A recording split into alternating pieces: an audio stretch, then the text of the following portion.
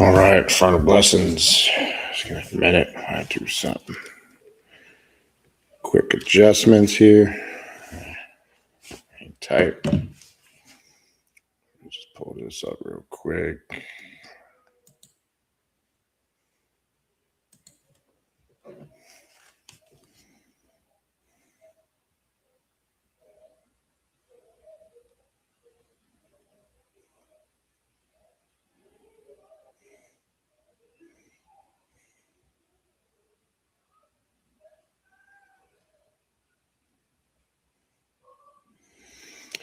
All right, just give me a second. And we'll get started. Try to keep this brief. I always say that shit never works, but I'm going to try. Hold on.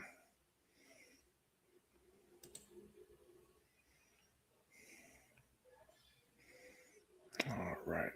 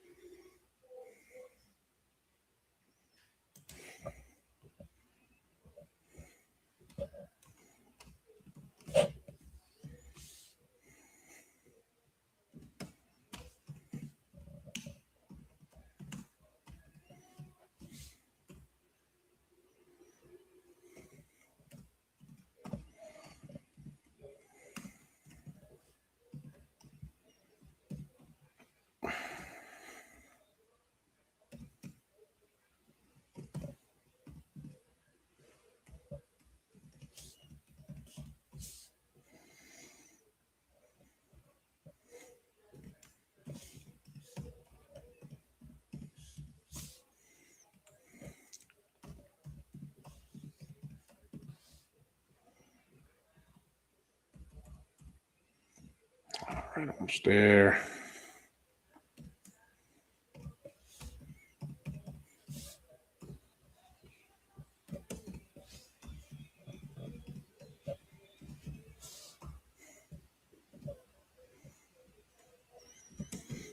Alrighty, we're almost ready.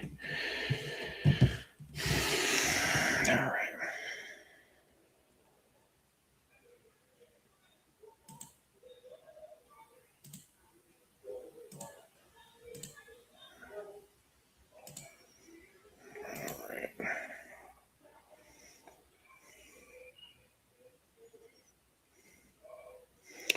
All right, I think we are set.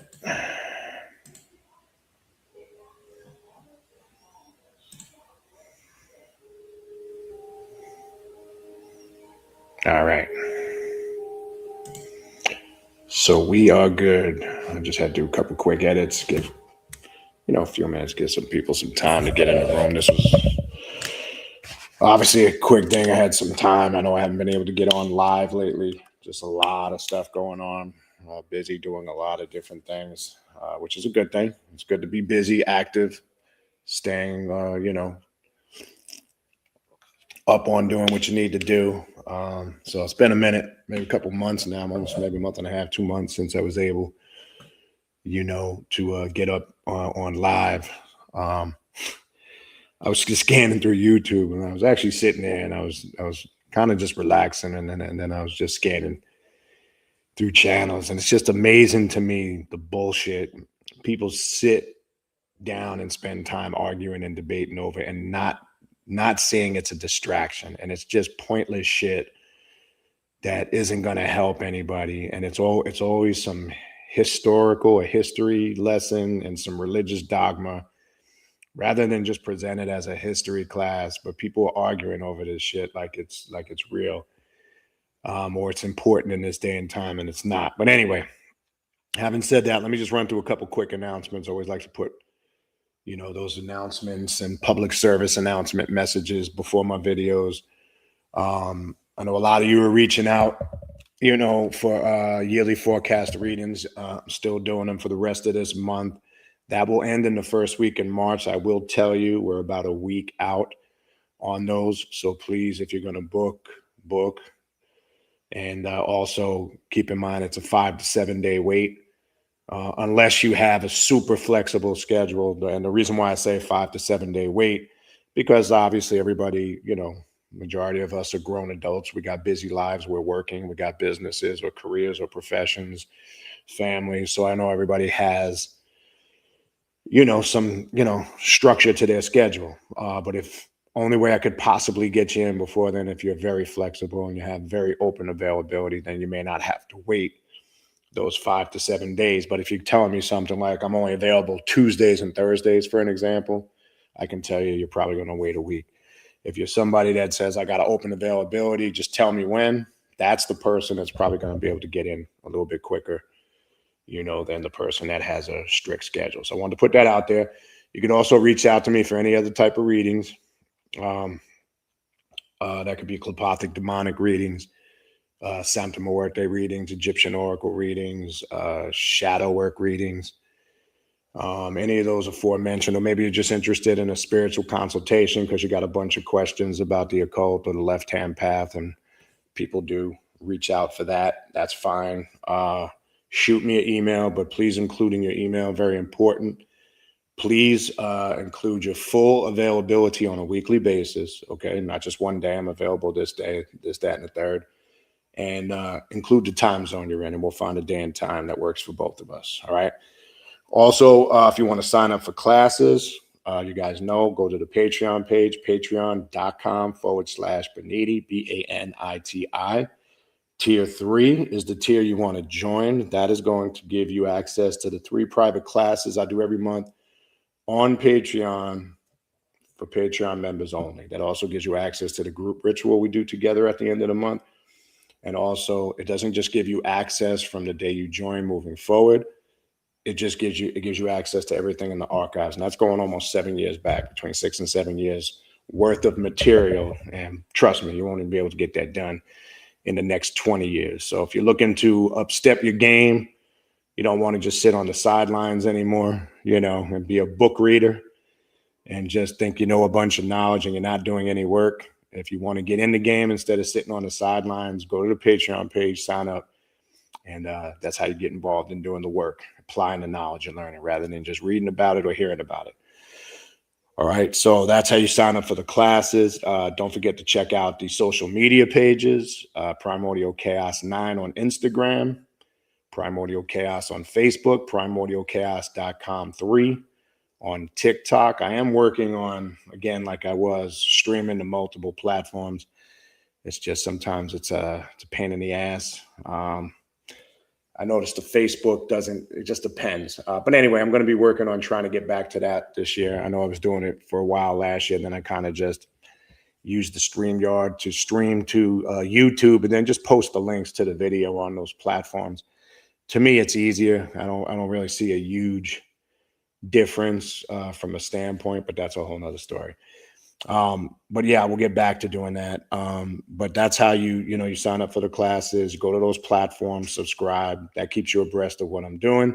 Also, there's the podcast, as you know, all those 30-minute videos I post frequently. You do have access to on the podcast. They're in MP3 format. So you can just listen to the audio, which a lot of people like because they could just be driving, chilling in their house, in the gym, out and about, and you can just, get the audio of them. So go to check out the podcast, Primordial Chaos, available on Spotify, Radio Public, Amazon. I mean, you name it. You just, wherever podcasts are, just Google it, and you will find it. All right. We got that running there. Just want to make sure. Okay. Oh no, we got to change that. I got to update that banner. It's October 2026. Let me just change that. Forgot this is the new year. So let me just change that to 2026. Hold on one sec. That's got to be changed. Hold on. Just give me 1 second.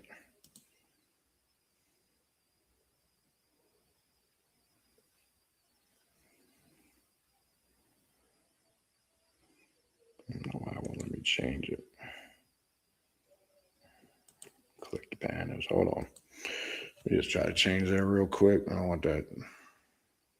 I forgot. So it tells you I ain't been on since like November, December, right? All right. Okay, hold on. There it is. Let me edit that. There we go.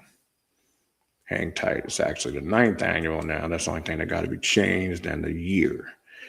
All right, and then we should be good. Glad I saw that. I mean, I'm sure somebody would have figured it out, but you know, people are knuckleheads. All right, now we should be good.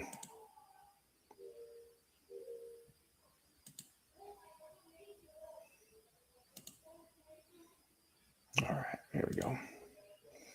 There we go. All right. All right. And again, last thing before I kind of get into what I want to get into. Again, don't forget to hit that like button, subscribe to the channel, click that notification bell, and that will give you subscribe, hit the notification bell, and that will let you know when I go live and do a video. Hopefully, right? Because, you know, YouTube be playing around. All right. So having said that, like I said, there's a lot of bullshit. We're in 2026. We don't have time for the nonsense and the foolishness. People still having these stale ass arguments. I mean, you're going to be having this argument forever. If it's not people arguing about ancient Kemet and the Hebrew Israelites and the Bible and this and that, it's just, and then I'm listening to people have debates over, you know, who was first in Egypt, those from the north or the south. I'm like, this is all just history shit. Like, we're living in a day and time where we need real knowledge, real information, shit that's going to transform us, shit that's going to make a difference and get us prepared for what's getting ready to happen and what is happening, I should say, right? Not just getting ready what's going to happen, but what is happening, right? All that shit is pointless. I get it. You need to know your past. You need to know your history or your past so you know your future. I get that part. But there's also something getting stuck in the past that can keep you there. And that creates a blockage or a rut. And that's pretty much what's going on. And that's part of the distraction. So everybody wants to get into these intellectual debates. And I think a lot of people like to hear themselves talk, to be honest.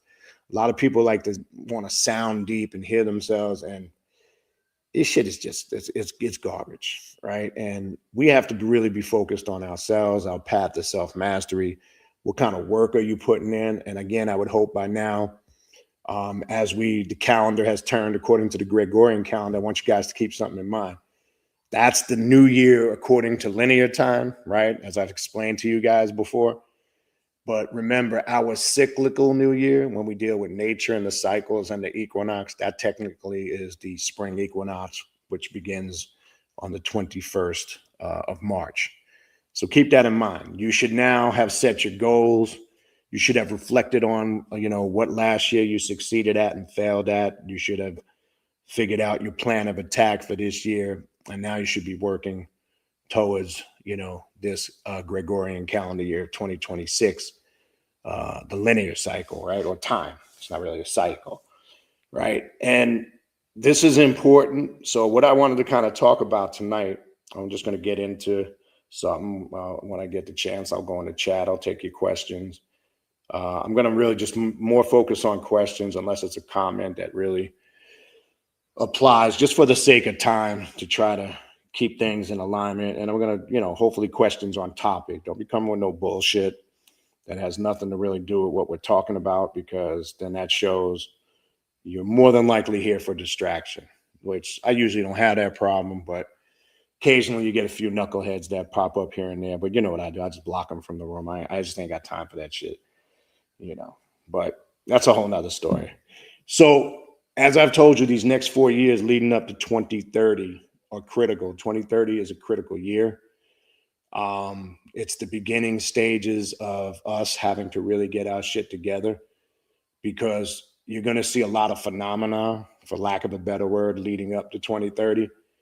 You're going to see a lot of things, I say, uncovered and revealed, not because it's new, because there's nothing really that they discover that is new. When I say they, that's the media, scientists, this, that, or the third.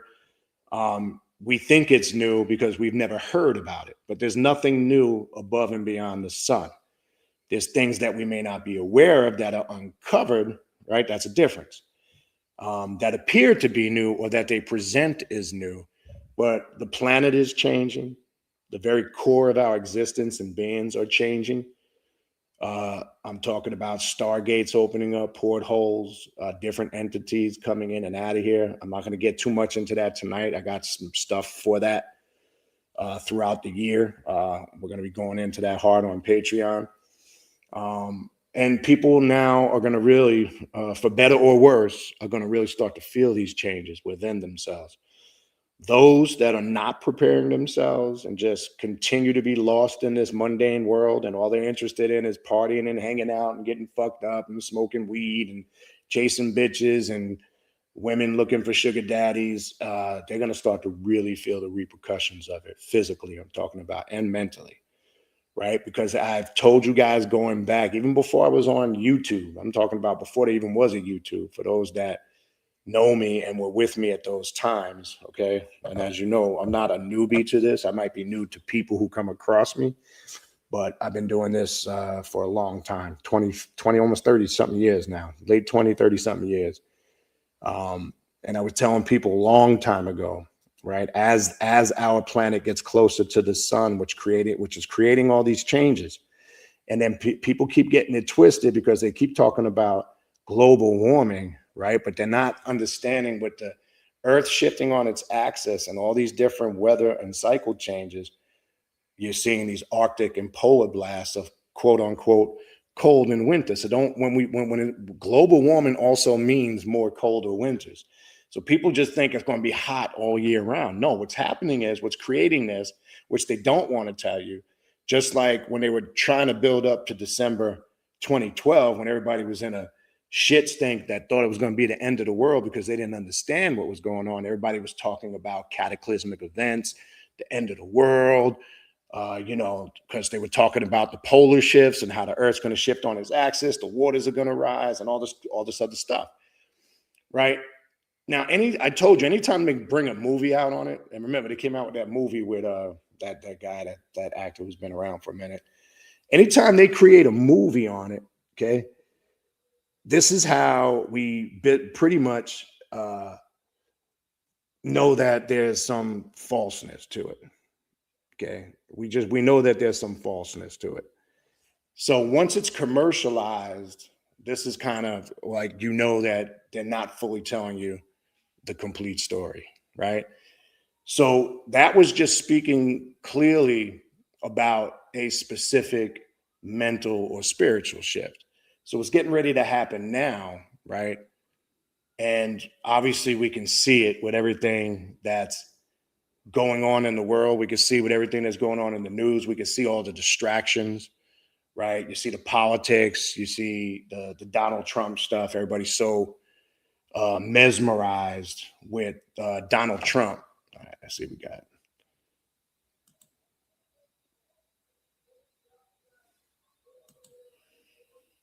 That's how we do that.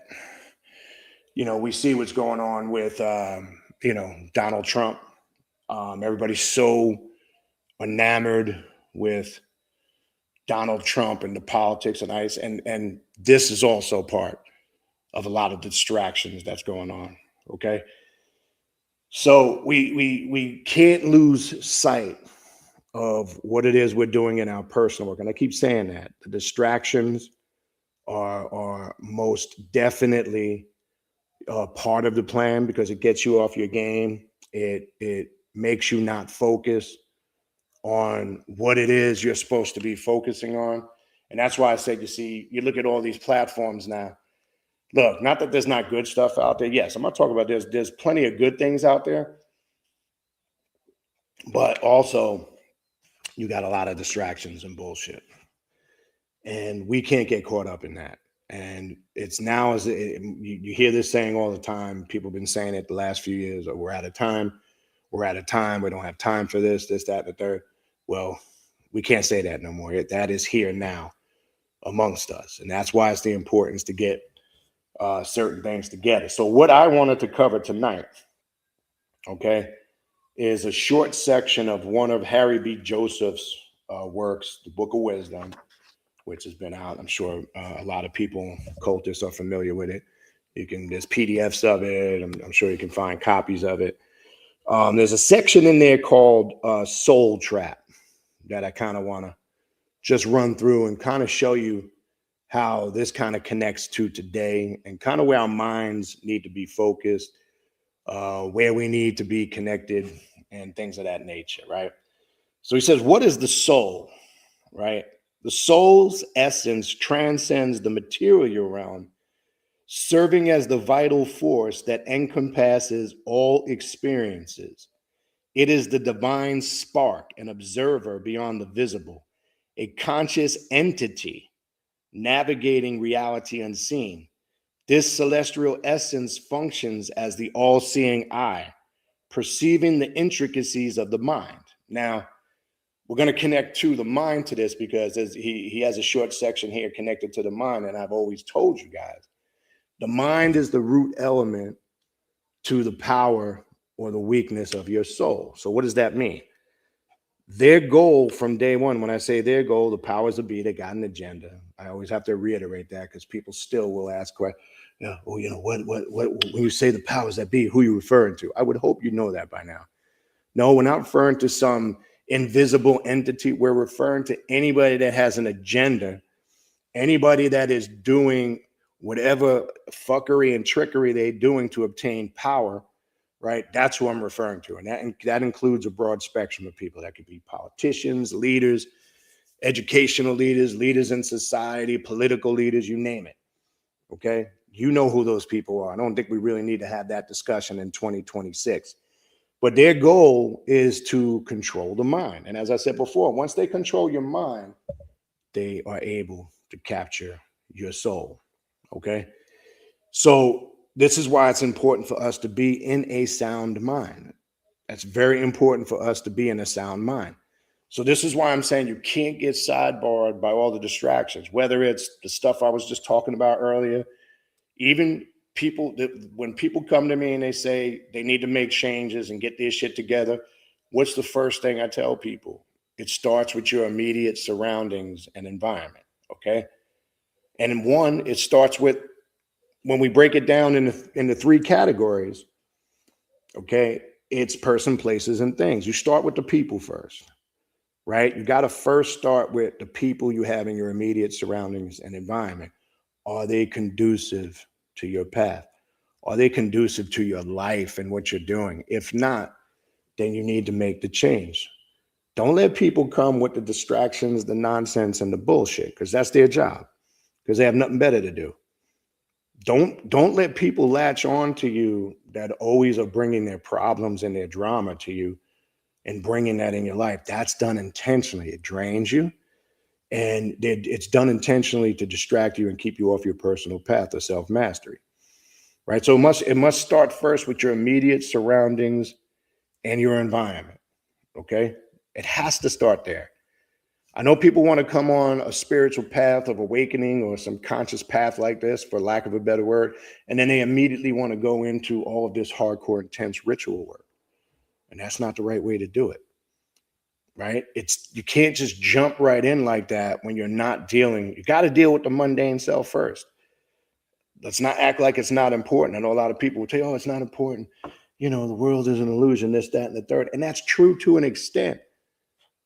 But you've got to understand and master the mundane realm or the physical realm or the worldly realm, whatever you want to call it, in order to get that higher, understanding of what it is you need to do when it comes to the spiritual, right? And I always refer back to that Hermetic philosophy, know thyself and thou shalt know the gods, right? And I tell people, what does that statement mean to you, right? If you don't know yourself, how can you establish relationships with the gods and the goddesses on whatever pantheon you're working with? I don't care if it's ancient Egypt. I don't care if it's Sumeria. I don't care if it's the Orisha. It doesn't matter. If you have not established that thorough connection and understanding in who and what you really are, if you have not worked with the shadow of the hidden self, if you have not laid the groundwork, like I keep telling people, the pillars of this path, and I refer to the three foundational pillars of this path, is simple. It's shadow work, obviously, which is critical and important. It's demonic integration work, and then obviously ancestral veneration. When all three of those are connected, okay, and working and functioning, that is your doorway or your gateway to getting that foundation going. And I always use the analogy, I've said this many times before.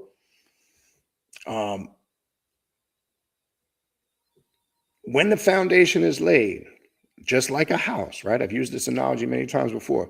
Anybody knows basic functioning of a house? They pour the concrete first to lay the foundation, right? That foundation, they use a leveler. Check this out, because there's some symbolic masonry there, because the level is used in the Masonic mysteries. If you're a Mason, you know what I'm talking about, or maybe you read about it.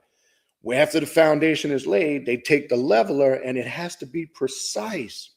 Now, listen to what I'm saying, because you can apply this to yourself. So when they put that leveler out, if it's off, if it tilts one way more than the other, if it's not the perfect angle, degrees, they have to make the adjustments. So the level must be level. In masonry, the tool of the level is the same thing, to level our actions and our deeds. It's the same thing. It's about harmony. It's about balancement. Well, if you do not have no foundation on this path, you're not going to have that balance and harmony. So this is why you see people come on the path and then they jump right into working with the Klippoth, or they start working with some of the infernal gods and goddesses, or they start doing this, that, and the third, and then more problems start to open up for them. And that's because they did not do the foundational work. That's my point. Okay, now look, as I said before, I don't tell people what they should and should not do. That's not my job. I do suggest, or I give advice, and this is that point where I'm giving some advice in regards to that, but you could do whatever you want, right? You can jump right in, do whatever you want, but I will pretty much guarantee you 100%. I'm not saying, because somebody might step forward, and they will, and they have before in the past. Yeah, you know what? I did that. I jumped right in. I got results. I'm sure it was momentarily, but I want to see a long-term history or pattern of that. I have not yet seen one come forward with a documented body of work of consistency when they jumped right in like that. Yeah, they got moments and pieces here and there, off and on, off and on. But then as time goes on, they realize there's an inconsistency there. Why is it not staying consistent? Again, because the foundation was not laid properly. And that's where my job comes in, right? And that's why I try to give you guys proper instruction. But again, everyone literally has their own free willpower to make the choices and the decisions and do what they want to do, right? So your soul is the guiding force of this. It's the conscious entity that navigates the reality of the unseen. But you must be in a sound mind to see it. And the mind's eye that sees it is what everybody keeps talking about, is the pineal, the brow chakra, or the third eye, right? So you always hear this statement, my third eye is open, when my third eye is activated. Sometimes that's the case, and sometimes that's not the case, right?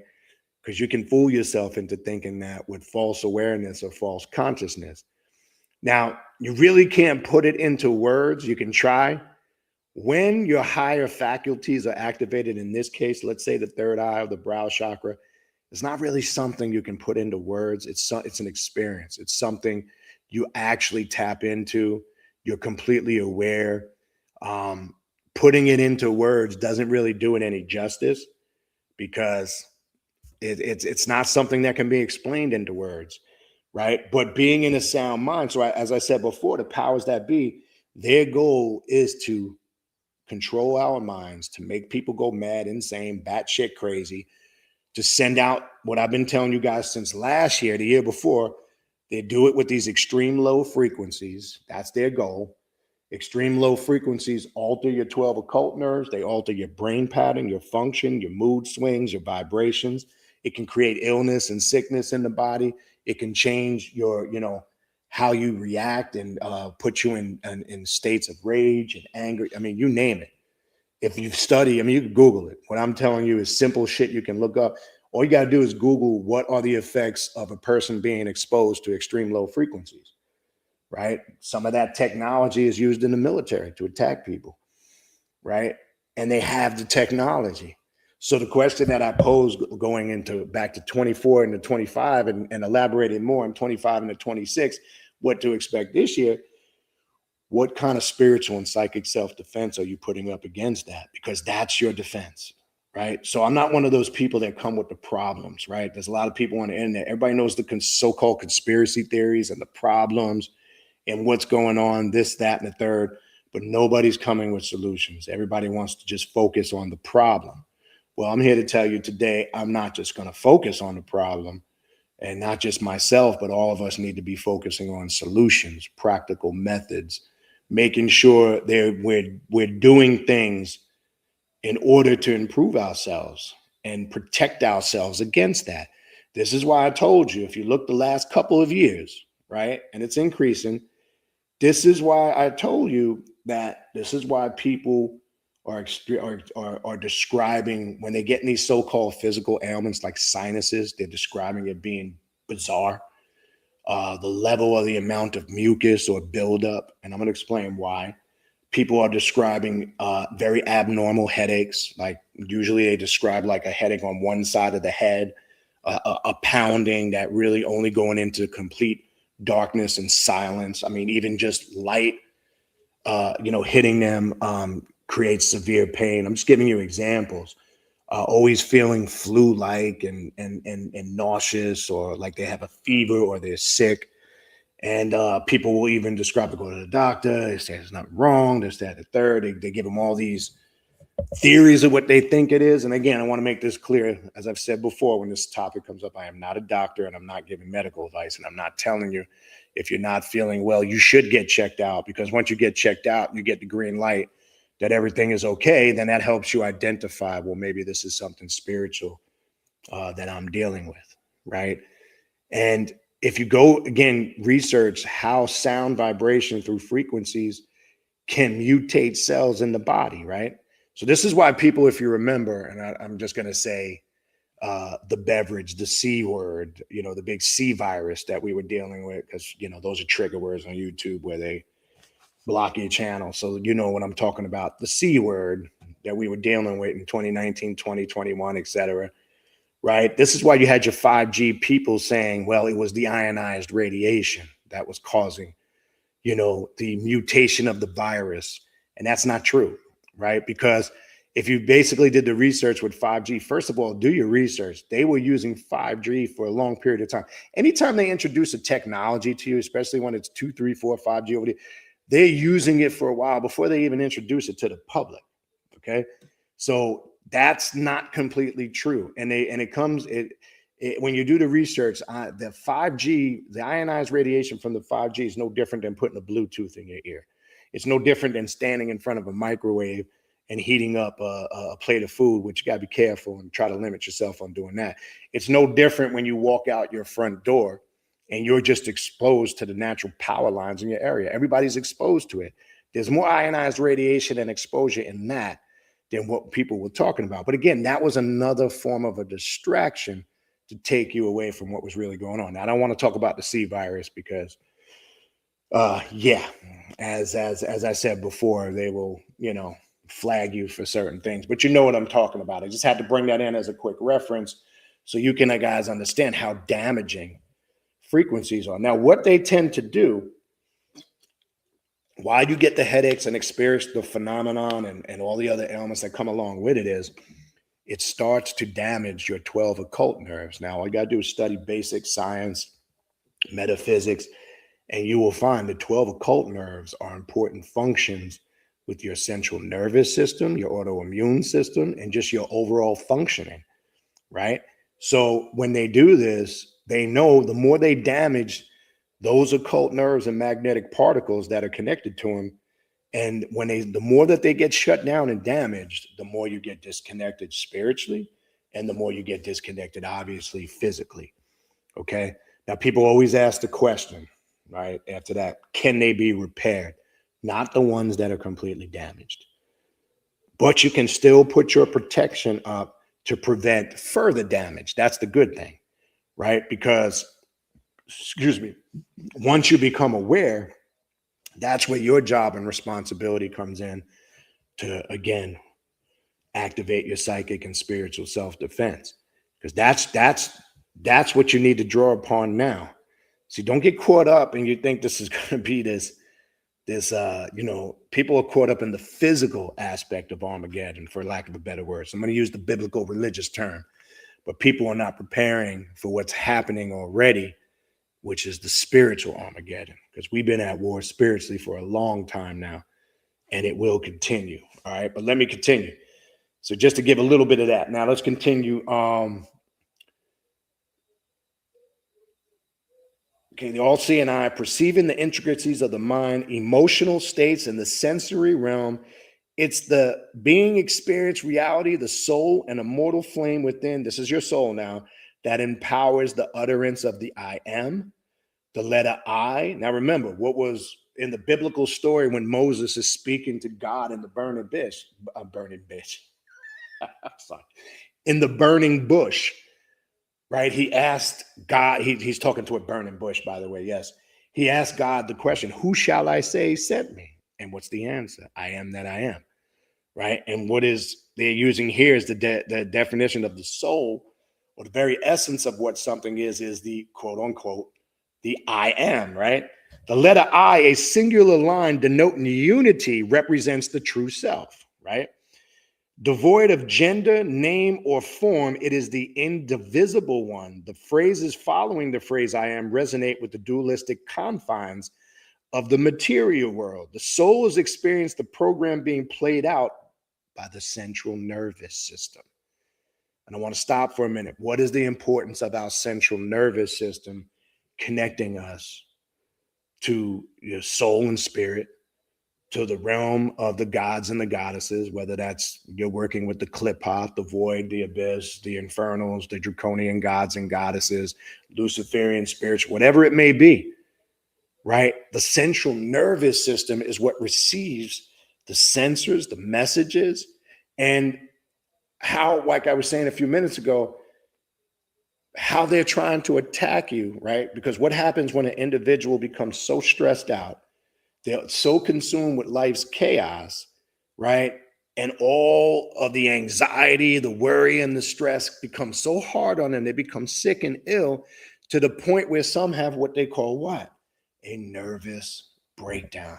So if you're going to sit here and tell me or do not accept the fact that thoughts carry weight and energy and affect you, okay, then you're obviously not understanding what this is about. So now think about it. If they can create stress and fear and put all of this programmed information out there, and some of it's fake.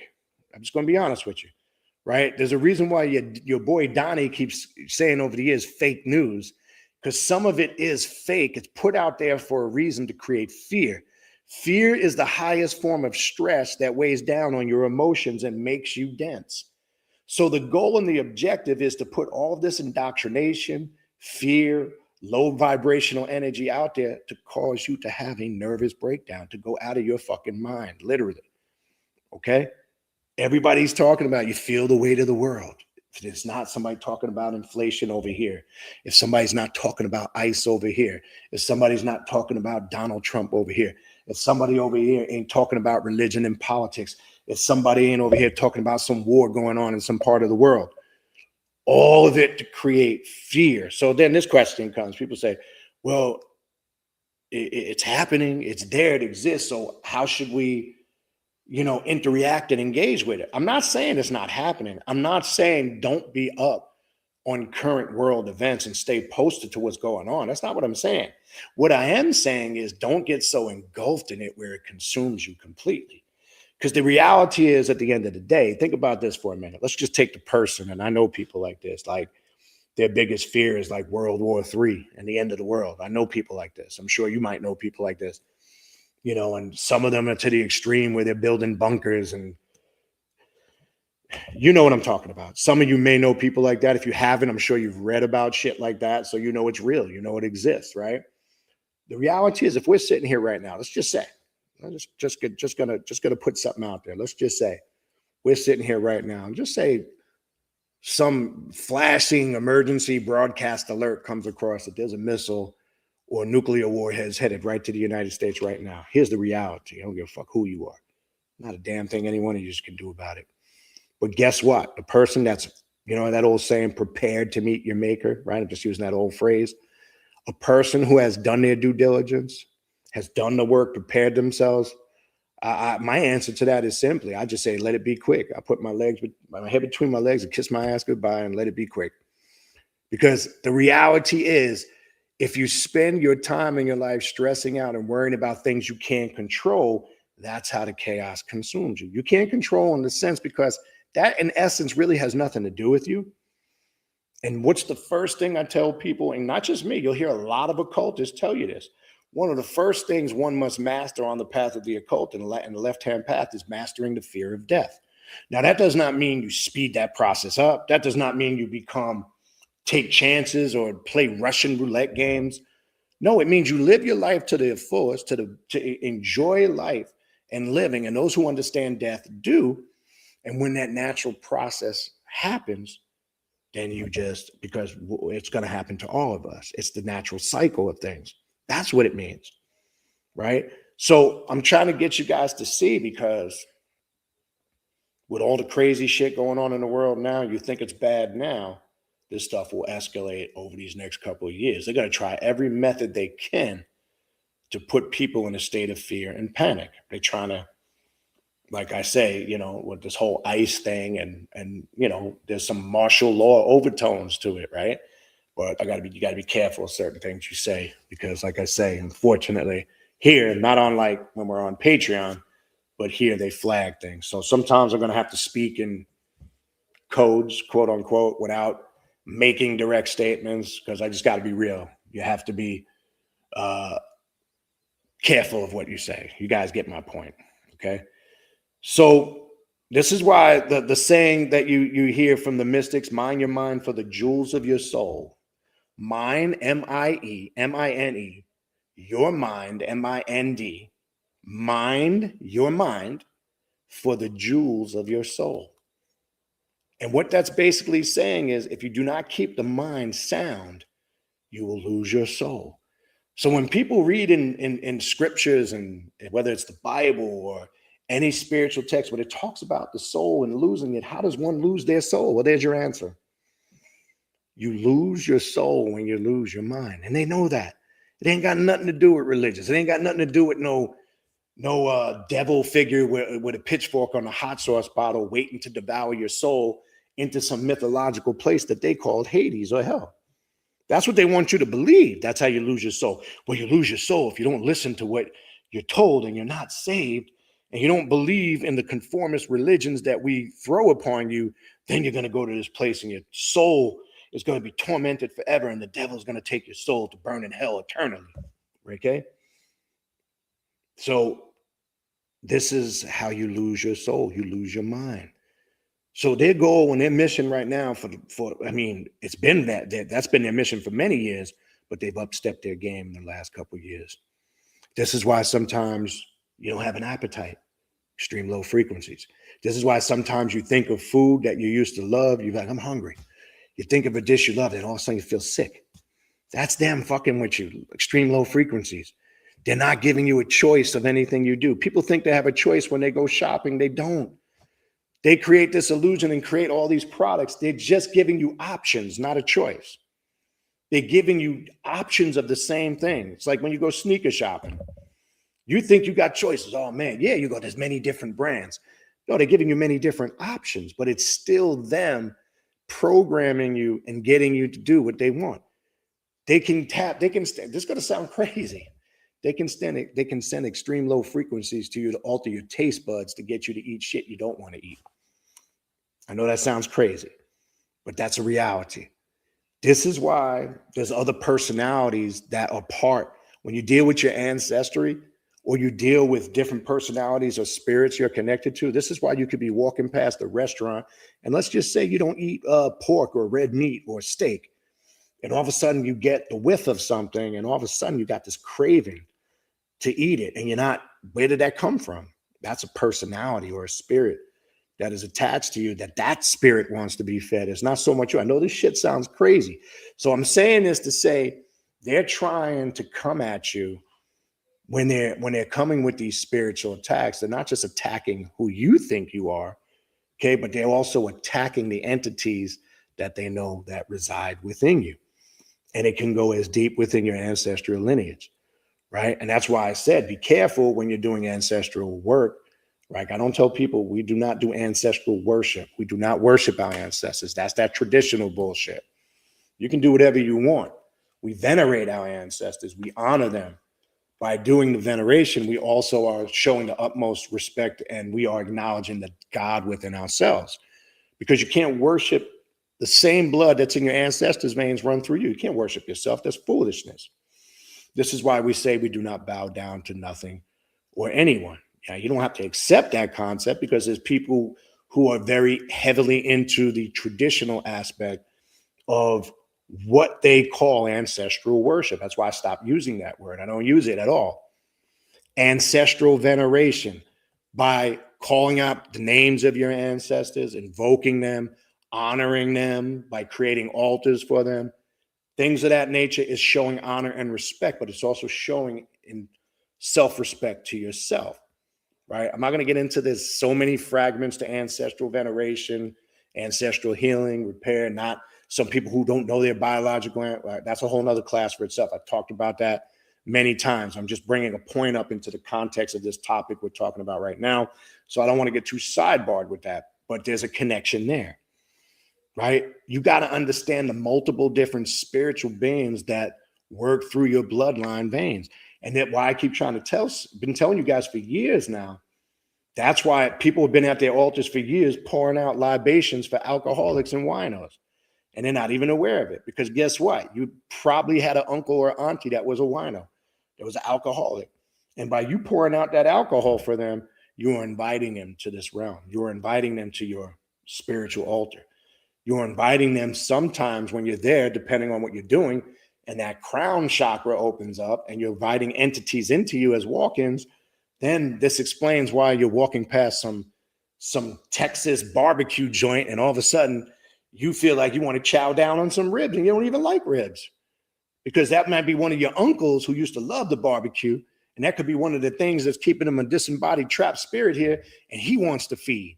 And he's using you as the vessel to go into the Texas rib shack and chow down on some ribs. Okay. I know this shit sounds crazy. I know some people might hear this and say, oh, this is pseudo. This is crazy. You're talking some nonsense shit. I really couldn't give a fuck, to be honest with you, at this point in this day and time, because I'm not interested in the fact checkers community where they think everything is going to be found in a book. I couldn't give two flying fucks about that anymore. I passed that stage years ago.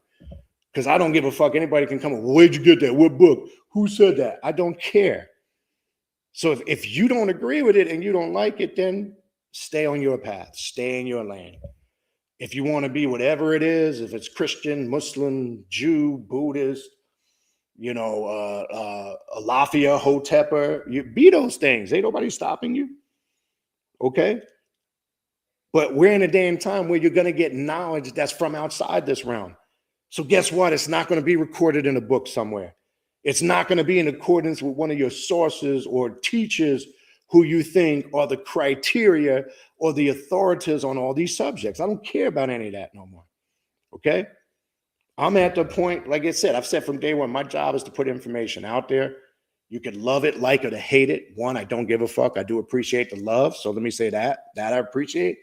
Two, even if I can get you pissed off, mad, upset, and totally disagree with me, then I did my job. I got you at least thinking. And you wouldn't get that riled up and upset if it didn't strike something within you, some form of awareness.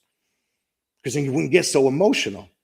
Because people that like to argue and yell, people think by arguing and yelling that makes them intelligent and like they're winning an argument. They're not. It makes you very ignorant and unintelligent.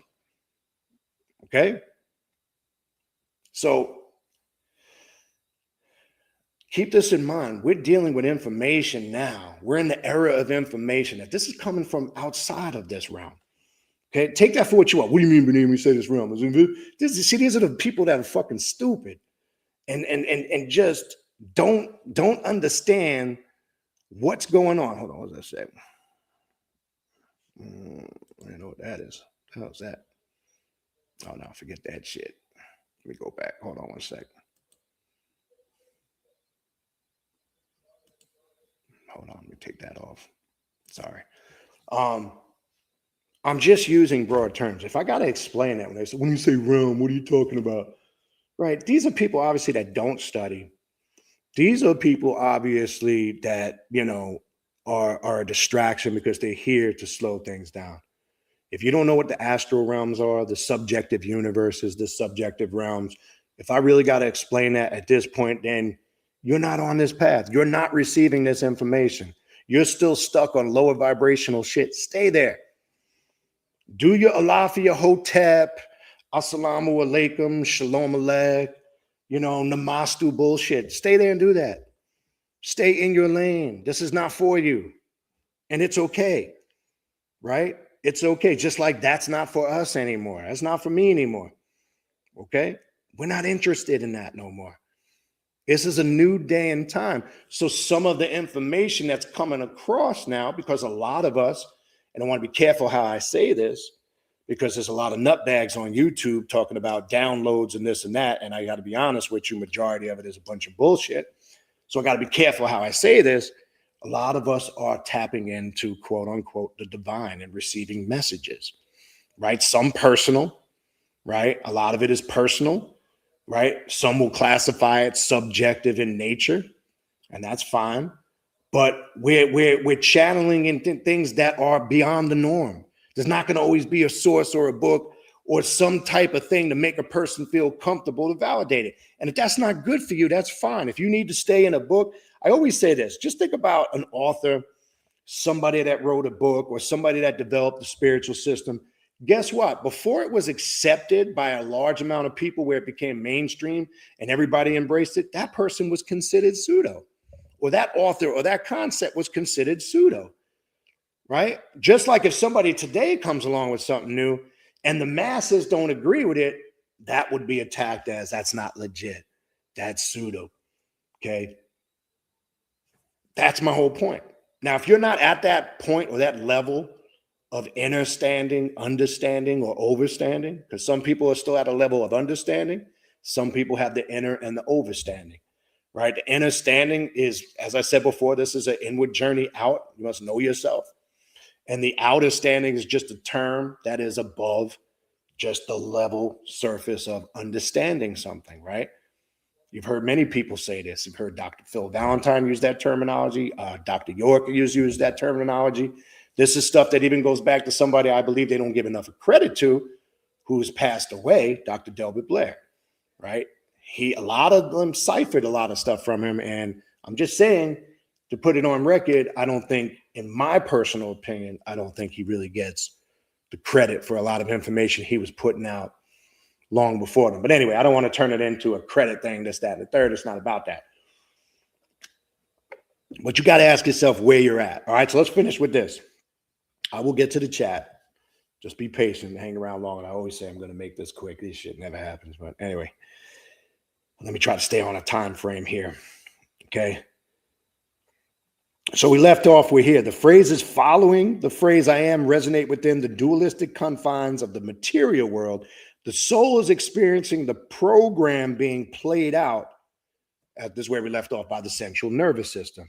So if your central nervous system, right, it strongly receives impulses, right? It strongly receives messages. It has receptors that tap in to frequencies and energies. There's your answer, how they send low vibrational frequencies to you and how it affects you. Let me say it again. I hope you caught it. If your soul is experiencing the program being played out by your what? Your central nervous system, then they can go in there and alter the program. They know this science. This is not nothing new. So now if you want to, because people have been saying, well, Baniti, how are they doing this? How are they attacking us? There's your answer.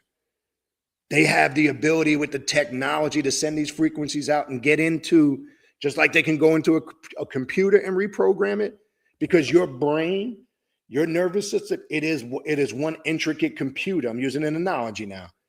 And as I told you before, why do you think I would say for years, look at your brain, the functioning of it, your subconscious mind, your conscious mind, and your superconscious mind. Everything you experience, you store, you gaze upon, you absorb, you take in, you experience, your subconscious mind stores it. They know that. But just like anything, just like the gigabytes or the memory or the drive on a computer have what? It has a certain space for memory. What happens When it's overloaded, what happens to the computer? It starts running fucked up, right? It might run slow. It doesn't download things fast enough. And then they say it has what? A virus. Your computer has a virus. Well, they're trying to put a virus into you. I don't want to get into the C word, but you follow along. Those that are following, look, I'm going to have to talk like this moving forward in the future. Those that know. If you don't know, you're just going to have to catch up. Okay, that's all I can tell you. So this is how they can do this. If you want to know how they can use extreme low frequencies, they attack the central nervous system and they change the programming. So if the central nervous system is feeding us, this is how we are being programmed to play out our reality. Now think about when I said build up your psychic self-defense, your spiritual defense. So if you go in there now and you are the master programmer and you're doing your rituals, your meditations, you're taking in proper information, you're exercising to the best of your ability, proper diet, you're now doing things to change the program and get it to function at its optimum performance where it needs to be. So they don't want you to do any of that. That's where the distraction factor comes in. So if they can get you to stop doing your ritual work, stop studying the left-hand path, the occult, the hidden mysteries, all of these things, and they can get you to focus on fear, panic, anxiety, sickness, and death, then they got you. Okay? And when you give in like that and you voluntarily surrender, you are now, quote unquote, losing your mind or giving your soul up. Right? So they always just use the term, but they reversed it, obviously, with the devil and everything. How do you sell your soul to the devil? Well, that's how you sell the soul to that adversary. Do you understand that? I hope you guys are following along. Okay? I hope you are catching what we're talking about. Okay? Now, let's talk about real quick, what is the mind? I got 3 more sections. It's not long. Believe it or not, this is all on one page, but obviously, I don't just read shit. I go through it, I break it down, we discuss it, right? That's what I do. What is the mind, right? So let's connect now the soul, but without talking, if you're talking about the soul, you cannot negate the connection of the mind to the soul. Mind your mind for the jewel of your soul. The perception of the soul's experience is generated by the mind. So now if they've gone into the central nervous system, they've reprogrammed you. Now they're feeding you images, concepts, emotions, the way to feel, right? Now you're going to now play this out and perceive it and generate this experience via your mind, okay? This is crazy, but this is reality. Within its boundless capacity, notice it says the mind, its boundless capacity, it opens the door to limitless possibilities. Every manifestation finds its origin in the individual's mind. Let me say that again. Every manifestation, and pay attention to the word. If you break it in half, it's man infestation or infestation by man. So be careful when you're saying that word, because they like to say manifest this, manifestation. You're basically saying being infested by man. We should be saying deification, right? Or deifestation or godfestation, right? Because there's power in the vocabulary we use because it has sounds, tones, and frequencies, and it activates the tones that are vibrating with that energy. So when we're saying manifestation, we're still connecting ourselves to mortal man. Right? I've been telling you guys for years, whether it's Aramaic, whether it's Hebrew, whether it's Arabic, whether it's Old Latin, this, that, the third, even English, understand the etymology of words because spells are hidden in words. Who was just reading? I just recently saw a video with that. I think it was Bruce Lee, believe it or not, crazy as it may sound. He was talking about how using certain words, and that's why, what is the term they use to when you describe how a word is written out? They say spell a word, right? Listen to what they're saying. They're telling you words can be used to cast spells. Spell a word for me. And Bruce Lee in this video was talking about how when we're saying words, we don't realize we're casting spells, whether that's willingly or unwillingly, okay? So we have to understand the power of words, the type of verbiage we use, the etymology of words, because all of it is important in the greater scheme of things. This is why I've always encouraged you guys over the years, when you do your rituals, you do your mantras, your chanting, try to learn it in a language that has more ancient tones and frequencies.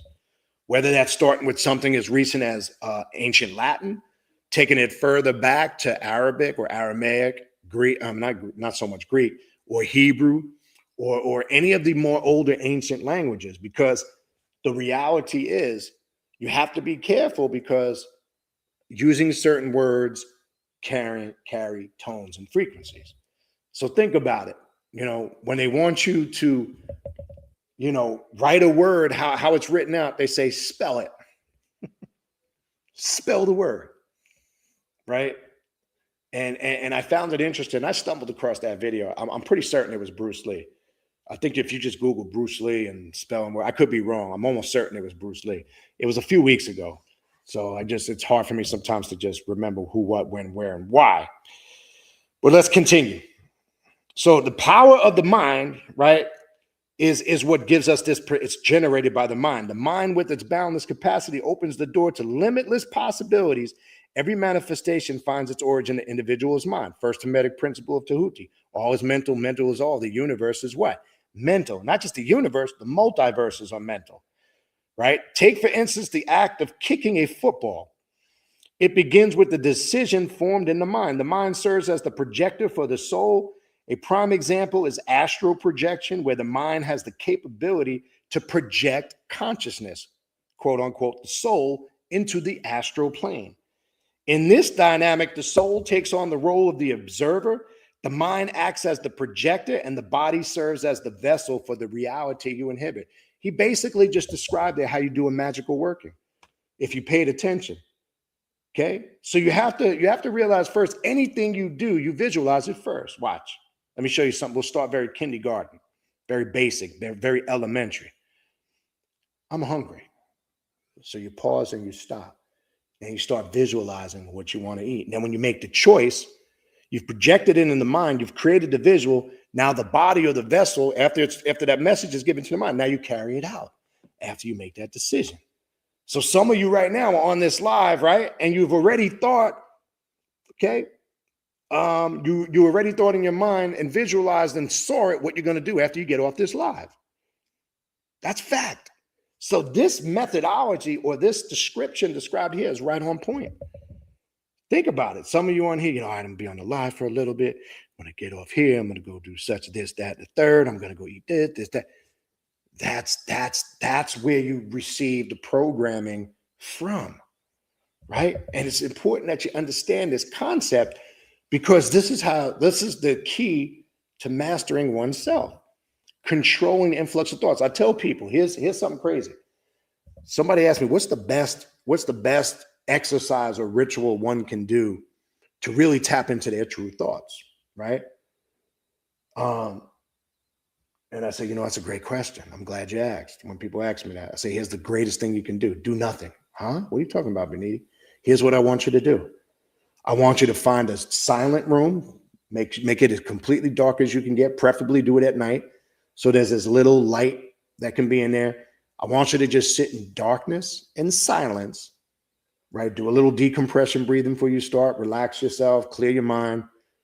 You're going to find out, as it becomes very silent, and you are completely engulfed in the silence and the darkness, the real you starts to merge to the surface. And here's a couple of things that happen.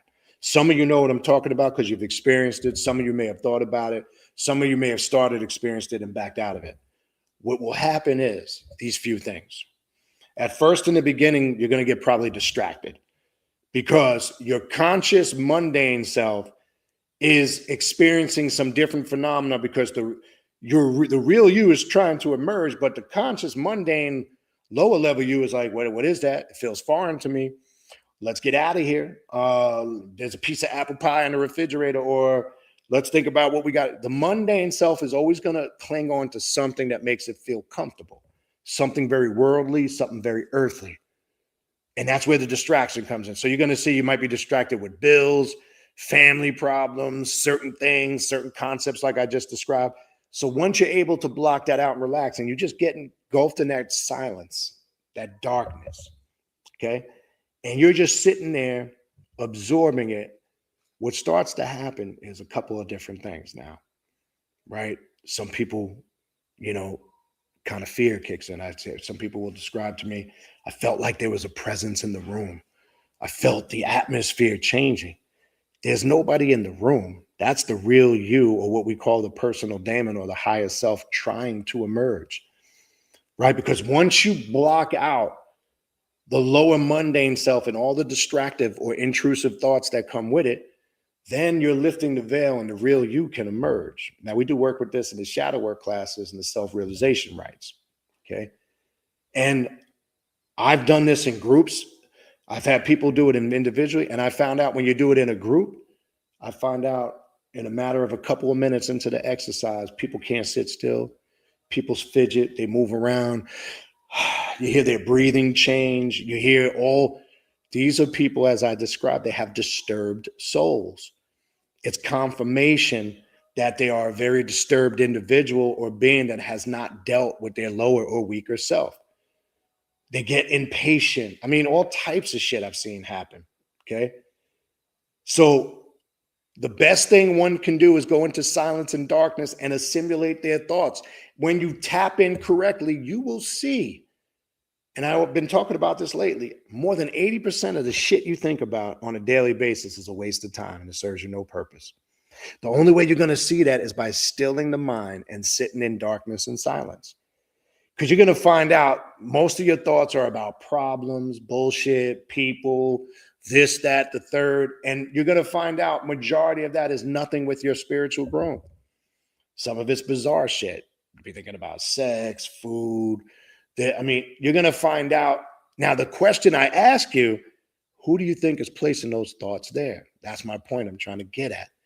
Back to the programming, okay? Ask yourself when you do this exercise, now, where are all those thoughts coming from? Because if they're intrusive and these thoughts are not really me when I break it down, and most of you are going to come to that conclusion, this is not really me. Where the fuck is all this shit coming from? That's how you know. Okay? And this is the stuff that I'm trying to get people to tap into, because this is going to help activate your awareness. This is going to help you get linked in and tuned in to what's going on, right? So having a long debate about who was the more dominating people, the ancient Egyptians from the north or the south, that's about as good as an old saggy pair of tits. I'm just going to be honest with you. Or an old fucking lumpy bowl of oatmeal. Just going to keep it real with you. Serves you no purpose. People want to argue about who, you know, which religion is correct, Islam, Christianity, or Judaism. It's all the same shit, right? If you really get to the core of it, and I've done classes on it, don't get me started on that crap, okay? But we want to still have conversations that really don't hold no weight. Meanwhile, people are dying every day. Children are dying every day. War is running rampant. Disease and famine and sickness and hunger is running rampant on the planet. And we want to sit around having these unintellectual discussions about nothing. That's not going to change anything. Doesn't even matter.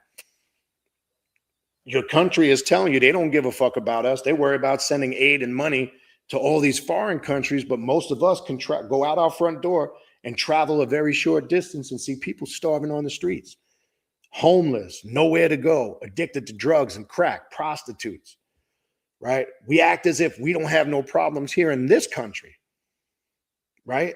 We're so bent on helping and getting involved, and everybody else is fighting war, but we got a war going on right here in America, and nobody wants to talk about it. If you ever been to Philadelphia, go to Philadelphia right now. Philadelphia is becoming one of the methamphetamine capitals of the world. There's sections in Philly you go to, and I was just there recently, Zombie City, right? You can find these places right here in America. Hunger, poverty, sickness, disease. But we're worried about sending money over to the Ukraine. And look, I'm not saying war is always devastation, especially when innocent people are the victims of it. I am not saying that we should not help. I'm saying before you are helping everybody else, you got to help your own. You know what that's like? That's just like your family's not functioning. You got issues in your household.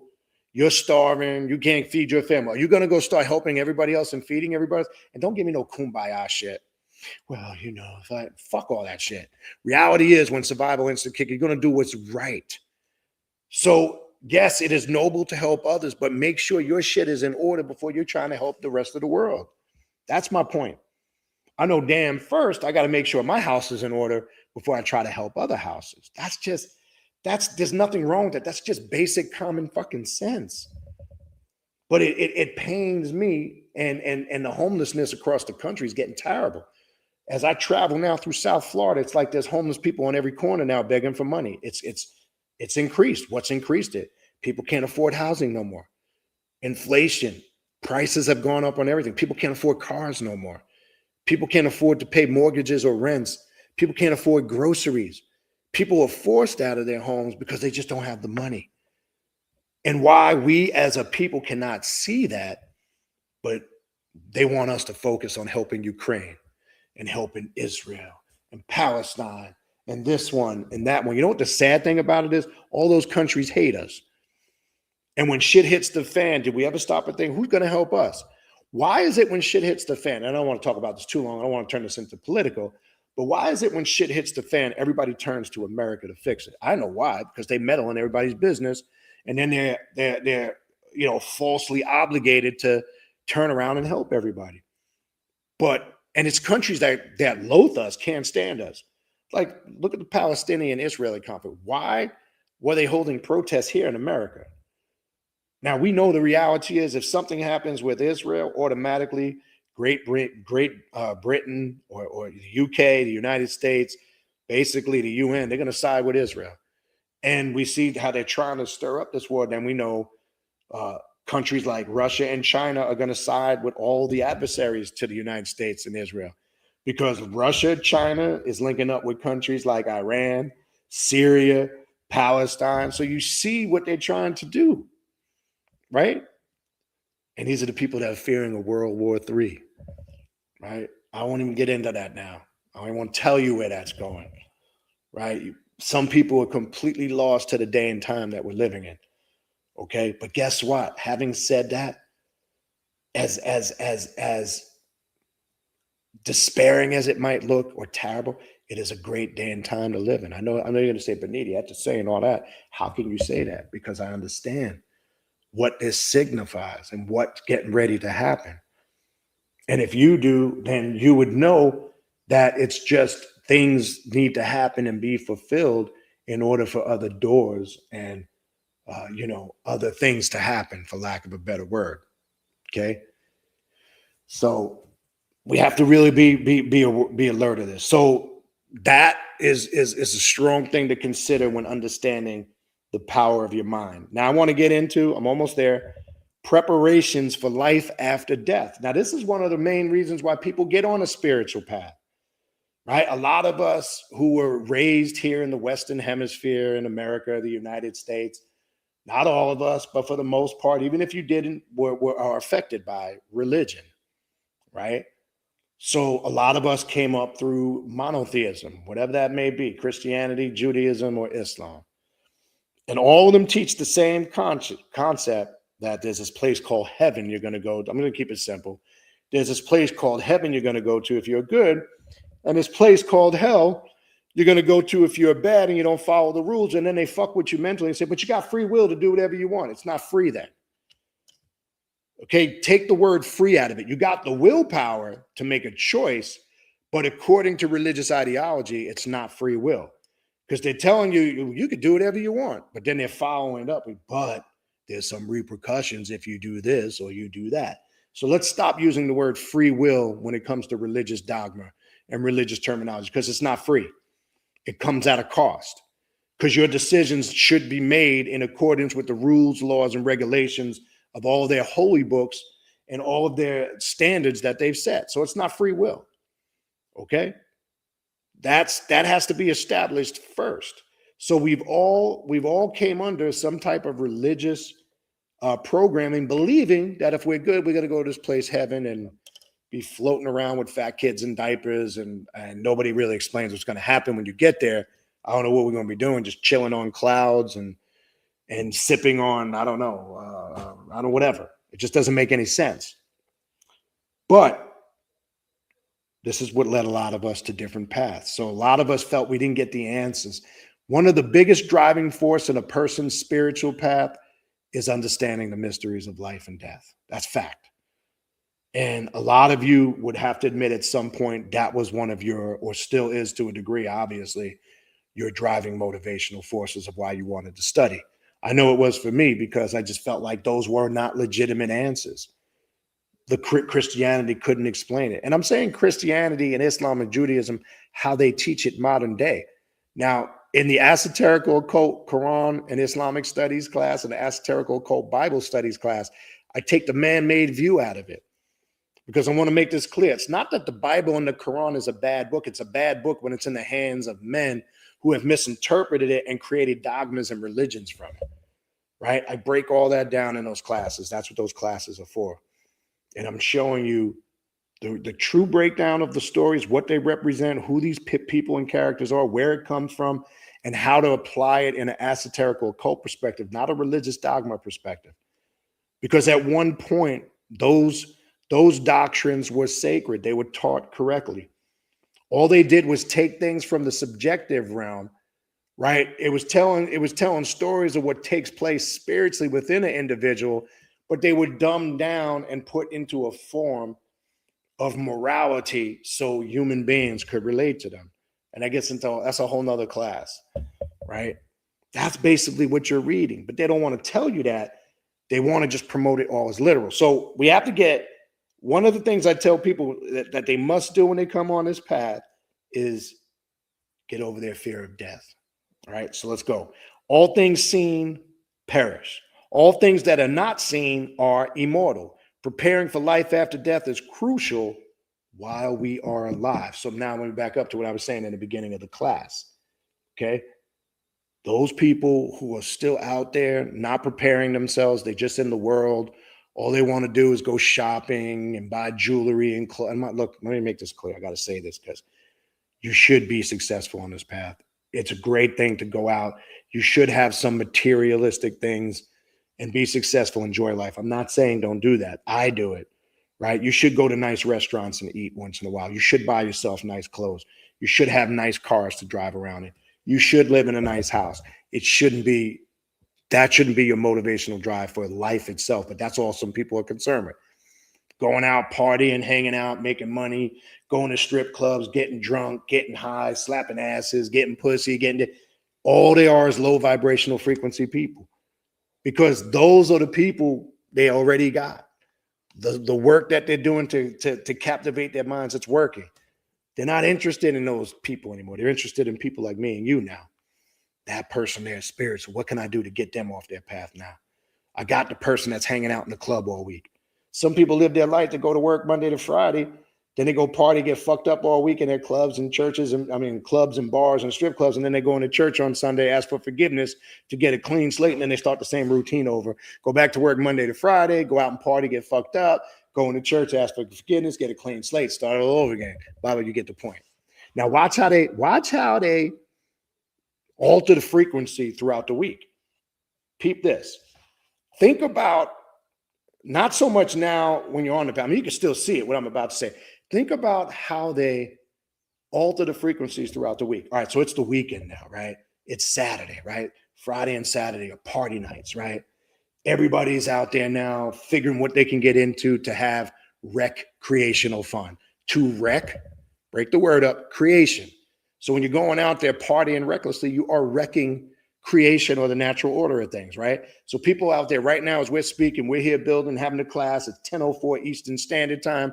We're building, having a class, exchanging knowledge. They don't want you to do that. And there's people right now as we speak, strip clubs are getting ready to get fucked up, right? People are out eating, hanging out at bars, clubs, partying, people having get-togethers at their house, smoking weed, doing cocaine, drinking, right? While we're doing this here, right? It's party, Friday, Saturday night. Now tomorrow's Sunday. Now they lower the frequency down. They got to dumb it down because now it's Sunday, time to wind down. It's, church. It's supposed to be a day to get prepared so you can be a slave starting on Monday morning. So now everybody's got it's Sunday. I got to wind it down. And then now let's get ready for work because Monday is around the corner. Monday morning comes. Monday has that vibe. Oh, fuck, it's the beginning of the week. I hate fucking Mondays. Now you're at Monday. It clearly feels like the beginning of work. Now you're trapped into that mindset. Then they tell you get to Wednesday, Monday, Tuesday. Then you get to Wednesday. They say it's hump day. One more hard day. We're almost there. The weekend's almost coming. Now Wednesday is hump day. Then Thursday comes. It gives a feel like it's almost a weekend type of feel. The week is winding down, and you can feel the vibe changing. And then you're hearing advertisements. You're seeing shit pop up on the internet, on the radio. This Friday night, club such and such, blah, blah, blah, blah, blah. You're like, oh, shit, I'm going to the club this Friday. They do it. Pay attention to the timing of things. You see this. Now it's getting closer. This Sunday, this Saturday, 8 p.m., ladies in free. You're seeing all this shit. Now they're programming your mind. The weekend's coming. I'm getting ready to go clubbing. The strip club's going to be popping this weekend. Such and such is in town. They're going to be performing. Oh man, I got to go to the mall. I got to go to the store. I got to get me some new clothes. Got to get me some new kicks.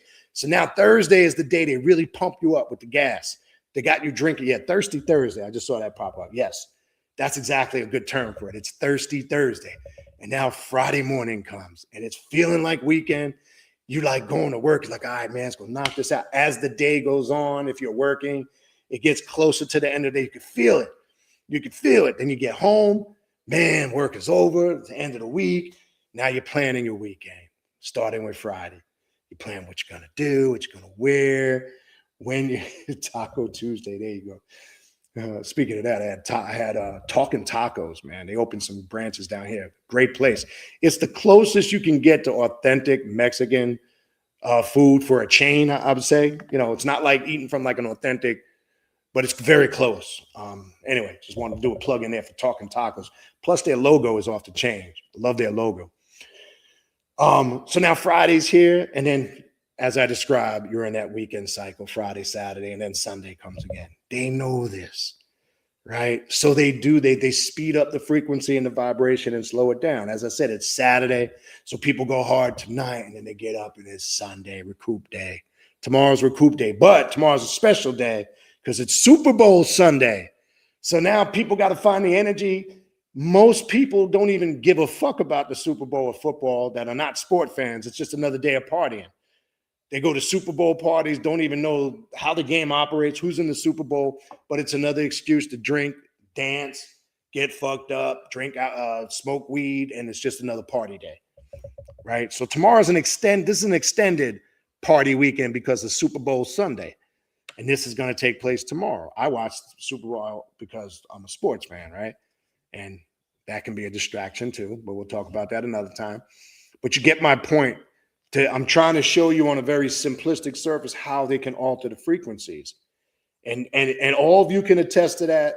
Think about when you weren't on this path. All of us were in that cycle at one point, okay? If you reflect back, think about that was you at some point. Don't lie. That was you. You were in that to some degree. I'm not saying you may not have been the hardcore person that was out there partying hard all the time. I'm just saying. But think about it. You were caught up in that cycle at some point before you knew better, okay? All right, almost through this. So let's continue. So it's crucial while we are alive. Why? Because we must prepare ourselves now by doing our ritual work, having a consistent routine, meditating regularly, and doing all the things we need to do now. Why we have this time now to get ourselves together, right? When we would depart from the body, we are left with the true state of mind and emotional self. While we are alive, we can cover these things up with distractions. And people can come to you with distractions, okay? So this is crazy, right?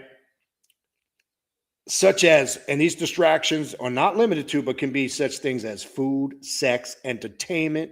When we are in our raw spirit form, there is no hiding our true state of mind. It is so important we kill off the lower nature of ourself before we die, so we don't leave the body with desire, lust, and greed, which may cause us to reincarnate. But one thing it doesn't say here, or become a disembodied spirit. Okay? Disembodied spirits, okay? Or people, or I don't want to get into the reincarnation subject tonight because that's a long topic in itself. These are people, like you hear people say the term and talking about reincarnation that you keep coming back here because there's something you have to continuously master. We'll talk about that at another time. Disembodied spirits are beings that can get trapped to this realm because they have not burned out their desires, their lower level lusts. And so there's something here that can bind them here where they can't leave. That could be to any of those aforementioned things that just described in there. That's real. And that's why you must master the lower self. Because if you make the transition and you have not mastered the lower self, the Catholics took this concept and made something they called purgatory, right? And if you understand the concept of purgatory, according to the Catechism of the Catholic Church, which basically is their tradition book, they follow that more than they do the Bible. Well, the Catechism of the Catholic Church teaches that purgatory is a place where one must burn out all their low desires before they can enter heaven, right? The demiurge, you name it. They basically took this concept and created something in Latin called purgatory, right? And they say that each individual will have to, when they die and the soul is taken from the body, if they don't go to hell, most have to pass through purgatory to burn out their lower desire. Where are they getting this shit from? It's not in the Bible. And then once they burn out their lower desires in purgatory, then they can enter the pearly gates. I'm not making this up. Anybody Catholic? Anybody know what I'm talking about? I grew up Catholic, well, until I was in like 8th grade, 12, 13 years old. But I've continued to study the doctrine so I can understand it. But if you understand Catholicism, if you were a Catholic at one point, or you at least understand Catholicism, you know what I'm saying is very true. Okay?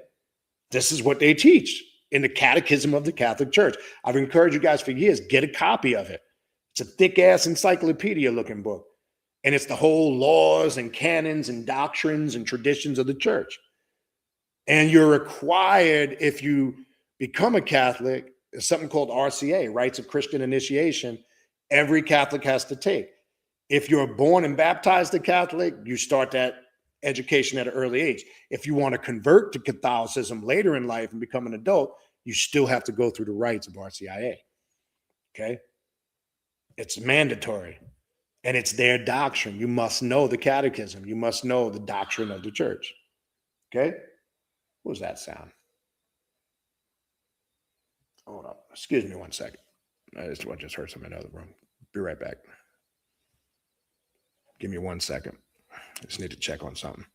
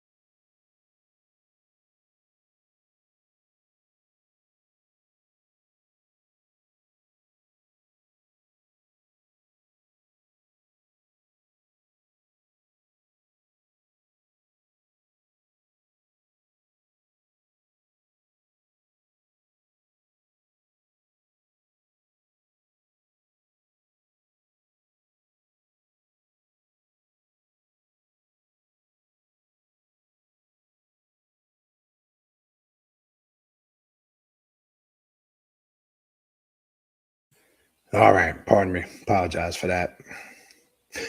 That shit was crazy. All right. So let's continue. Almost done. And then we'll go into the chat. All right. I don't even want to tell you. I'll save that for another time. Shit is real. That's all I can tell you. Shit is real out here. All right, let's continue. Um, we were talking about life after death, and not leaving this realm, mastering your lower desires, right? So let's continue. To prepare for life after death, the individual needs to remove all mental addictions, such as desire for sex, food addictions, drug addictions, and all things that consist of materialistic pleasures and wants. Instead of having mental addictions to the external world, we need to turn within ourselves and find love, happiness, and joy within ourselves, so we do not rely on eternal things to source our happiness and joy. Now, as far as desires and pleasures on this path, when we talk about the concept of indulgence, right? The doctrine of indulgence on the occult is about indulging, but not to the point where it overcomes you, it consumes you, or devours you. So there's a way to indulge in your desires with discipline. And as time goes on, by doing it with discipline is how you actually master them. And I know this sounds crazy because right-hand path philosophies are not going to teach you that. They teach you to suppress everything. Just don't do that. Pray it away, meditate it away. And with stronger resistance comes a stronger persistence. So I always use the analogy of food. How do you know you like food? You have to indulge in it, right? So you taste the food and you go, tastes delicious. I love it. Or you taste it and you go, disgusting.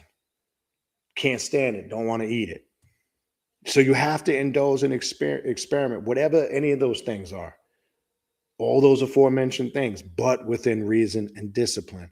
When that becomes the focal point of your life, and that becomes the aspect that controls everything in your life, then it becomes an addiction that ruins you and controls you. And notice an addiction is not limited to just drugs, right? It mentions food, it mentions sex. All of those things can become addictions, right? Anything that was mentioned in the aforementioned, right? Now, the 7 deadly sins, as we all familiar with, that they refer to as lust, gluttony, greed, sloth, wrath, envy, pride, are 7 internal states, right? That will cause us to operate our lives in the lower 3 chakras. They are also the 7 internal states that will result in us wanting to reincarnate after life. So that's the reason, again, without getting back into the whole reincarnation thing, that's why people keep coming here reincarnating, because they haven't mastered those lower desires. Because there's a lot of people that talk about that. And here's the reality with reincarnation. You can read a million books on it. You can read a whole bunch of different theories and concepts. The only way you come to the realization of it is through your spiritual work. A lot of us have come to that realization in the work that we have done. Some of us know we have been here many times before, right? And the only person you need to really prove that to is yourself. It's not really, you don't need to have to validate that to others. Reincarnation is only validated through your personal work and experiences. So yes, it's interesting to read a lot of theories on it. And there's some that are, yes, they're in alignment. They're touching, but there are theories. So it's up to you to take that and apply it to yourself. And where do you stand in the scheme of it when it comes to as far as that? So that basically is explaining why people will say in areas or discussions on reincarnation, or you read books on reincarnation, well, we all come here many times. We keep reincarnating here until we don't have to come anymore, until we met. Well, this is why you keep coming here, because there's something in that category you have not still mastered or learned, okay? Now, last section here, but before I get into the soul trap, right, it has 2 columns here, one with the ego, one with the soul. Let's talk about this, because as you know, it's taught in right-hand path systems to suppress your ego completely. That's not true. Oh, suppress the ego. Don't give in to the ego. Well, your ego is also an aspect that protects you. When bullshit comes your way, or you feel threatened, you feel danger, it's your ego that steps in. When some bullshit is said that's incorrect, or you feel it's not justified, or you feel the intent to speak out against some type of injustice, that's your ego. That's a good aspect of your ego. Now, the weak part of your ego is, I got the biggest dick in the world and I'm knocking down the most pussy. That's your ego, right? Because somebody got a bigger dick. The ego is, I got the best pussy on the planet. That's your ego. The ego is I could whoop everybody's ass. Nobody can beat me. I'm the best. That means, yeah, you could strive and want to be the best. That's fine. But something my father used to tell me years ago. You know, if you think you could kick everybody's ass, there's somebody out there that could kick your ass. You just ain't run into them yet. So these are all the illusionary aspects of your ego. You know what the worst part of your ego is? When you know you're dead wrong and you will continue to deny it. That's called cognitive dissonance. And a lot of people suffer from it. Cognitive dissonance is the worst mental disease a person can have. And they're the hardest people to talk to because they're completely wrong. They can't see it. And then they will fight you to the very end on whatever it is and be in denial. I mean, you can catch them with the knife in the back committing the murder. They are not me. I didn't do nothing. What are you talking about? Cognitive dissonance. These are people who you just keep smashing up the head with facts. These are people you keep reasoning things out with using common sense, and they still refuse to accept it. They got blinders on. They think their way is the only way. They think what they know is the only right way. If it's not my way, if you're not in accordance to how I think and believe, then what you're saying is wrong. And you could be 100% right, and they could be 100% wrong. That's the worst part of anybody's ego, right? But let's go through this chart here. Ego, let's start with that. Ego, the weak aspects, it seeks to serve itself. Let's talk about the weak aspects more. Well, that's what I'm focusing on. So these apply. The ego seeks to serve itself. Ego seeks outward recognition, right? You know, people who do things because they want to be seen or they want to perceive themselves a certain way. I'm a know-it-all. I know everything. I've read 1,000 books. I'm the best freestyle rapper. No, you know, I'm the biggest bad. Look at my 15 gold chains I'm wearing. You know, look at my Mr. T starter conscious kit. I'm wearing mood rings and beads and the Baphomet, and I'm wearing an on chain, and I'm wearing this and that sigil. I got 50 of them on. You can't tell me shit, right? Ego seeks outward recognition. Ego sees life as a competition. There's some people who make everything a competition. That's their lower portion of ego. We know people like that. Everything is a fucking competition. Oh, I can do that better. Or, you know, the person that's always trying to one up you, right? We all know this person.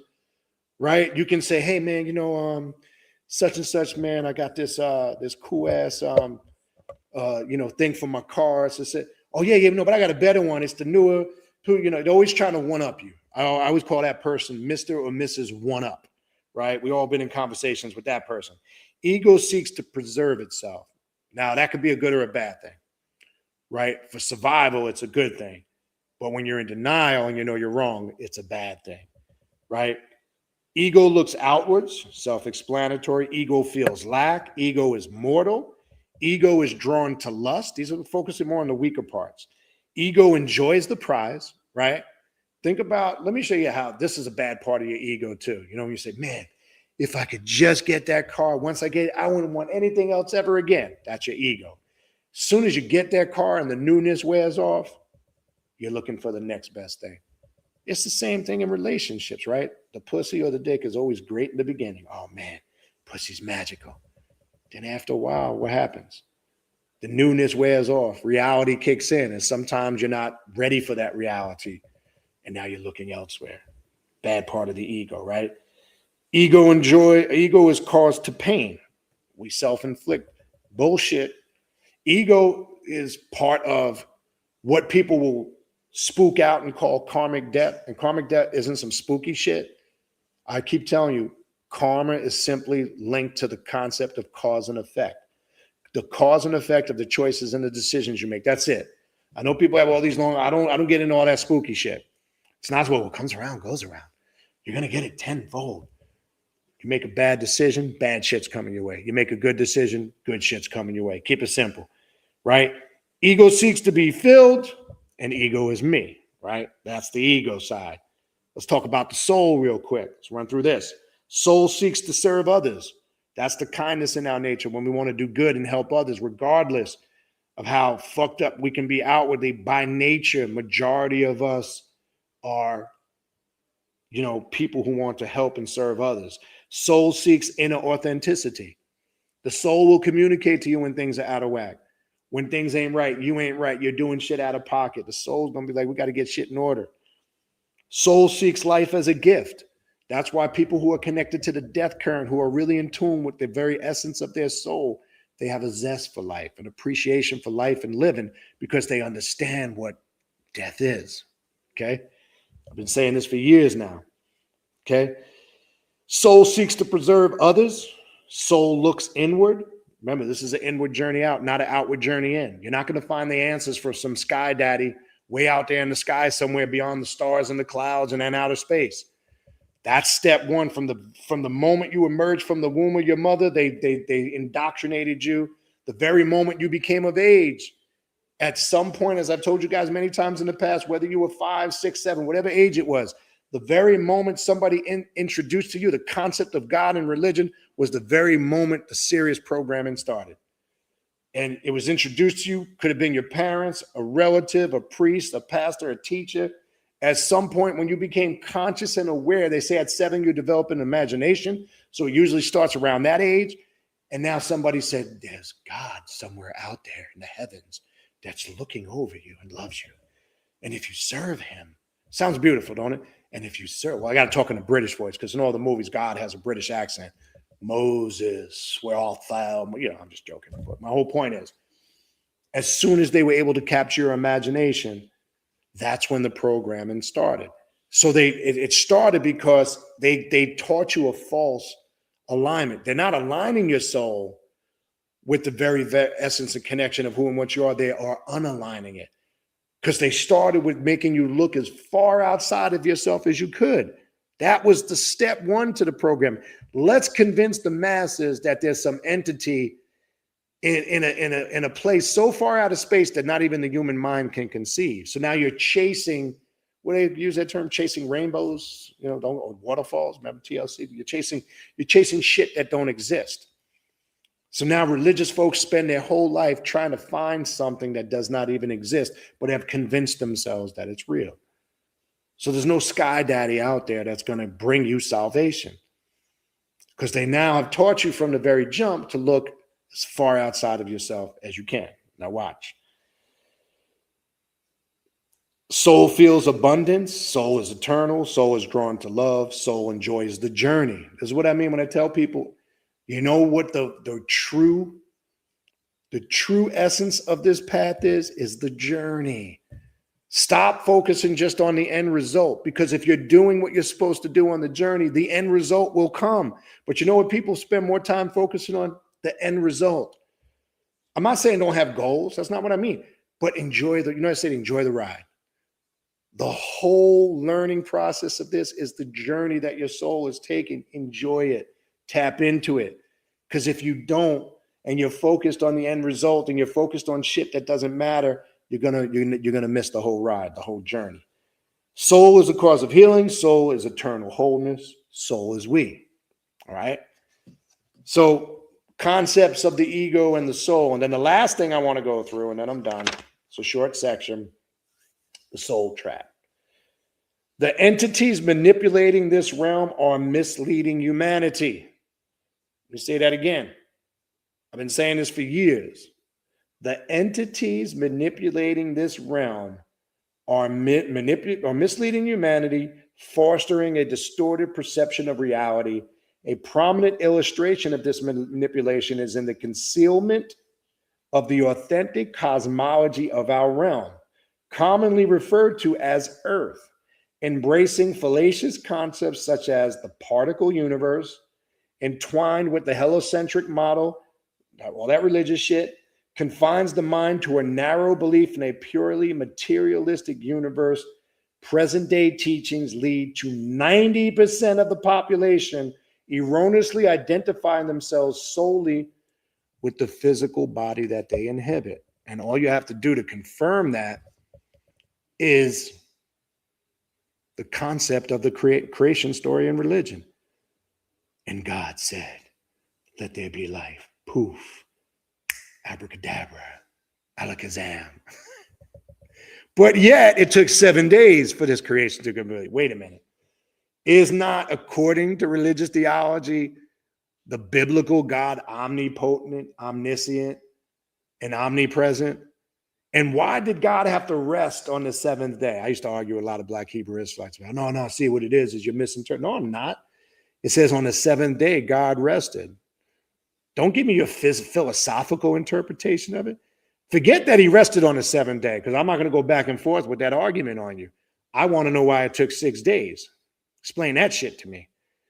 Why is the number 7 so prominent in that whole Genesis creation story? Now, are we dealing with something esoterical? Is there significance in numerology with the number 7? Yes, I'm not going to get into that now. If you're taking the esoterical Bible class, we've gone over that, right? I just want to know, explain to me why it took 6 days. If God is omnipotent and omnipresent, omniscient, he is the all-powerful, he should just be able to go poof and it's done. Don't tell me he is those things, and yet it took 6 days, and it was such strenuous work that he had to rest on the seventh day, because obviously God gets tired like human beings. No, that's symbolic. See, the seventh day was not made for God to rest. It was made for man. That's not what it says. I know you guys use that term. Religious folks that observe the Sabbath use that term in interpretation, but I want you to go to the scripture and what it clearly says. In that Genesis story, it says, and God rested on the seventh day. So he was tired, right? Does God get tired? Being tired, that's a human weakness. How could God feel tiredness? Just like how could God make the statement, I am a jealous God? Pay attention. It says, we've all read this in Exodus. I am a jealous God, have no other gods before me. Is God confirming there's other gods out there that are on his level? Number one. And number two, the question we really should be asking ourselves is, how can God be a jealous God? That's a human emotion. Humans experience jealousy. So you are now telling me, as a religious person, your God gets jealous and your God has to remind you not to worship other gods? He would only do that because he must feel there was other competition out there he was up against. It's no different when Muhammad Ali says to all the other boxers when he was alive, I'm the greatest of all time. Why was Muhammad Ali saying that? Muhammad Ali was saying that because he knew he was letting all the other boxers like him, who was a boxer, I am the greatest. Nobody's greater than me. Well, it's no different when the God of the Bible is saying it. I am a jealous God, have no other gods besides me. So why would that statement even have to be made? Only be made for one reason. There were other gods out there that he was competing with. Okay? That's the point. Now, that's just basic common sense and reasoning. If you don't agree with that or you can't see that, then you're mentally asleep. You can say, no, that's not what I know. More so it's going to be a religious person that doesn't agree with that. But I'm saying if you come across somebody that's going to dispute that with you, then say, look, brother, sister, you're lost. This is just basic common sense. It's nothing deep. And this is how we have to destroy those indoctrinated constructs that they fed us over the years. That's how you do it. Okay? So let's continue. Almost there. As previously mentioned, the mind serves as the projector of the soul, right? We talked about that earlier. Acting as a conduit connecting the soul to the body by manipulating the mind. These entities ensnare consciousness within the confines of the physical body, which represents the earth in this context, right? And this is why it's important to be what? Grounded in your root chakra, right? There's a whole thing I'm going to do on chakras too. When one is grounded in their root chakra, and this is usually because people are always talking about the higher chakras, my heart chakra, my brow chakra, or third eye, my crown chakra is activated. And most people ain't even grounded in their root chakra, okay? Because when there's an imbalancement with the root chakra, you tend to be too materialistic or too physical, or it's the opposite. There's a disconnect or a disharmony there, right? When everything is about the earth, the elementals, and the root, then you're a low vibrational frequency being. So being grounded in the root chakra means there's a harmonization there between the material plane or the physical plane and the spiritual plane. When there's that disharmony there, there's that disconnect is what it's talking about, right?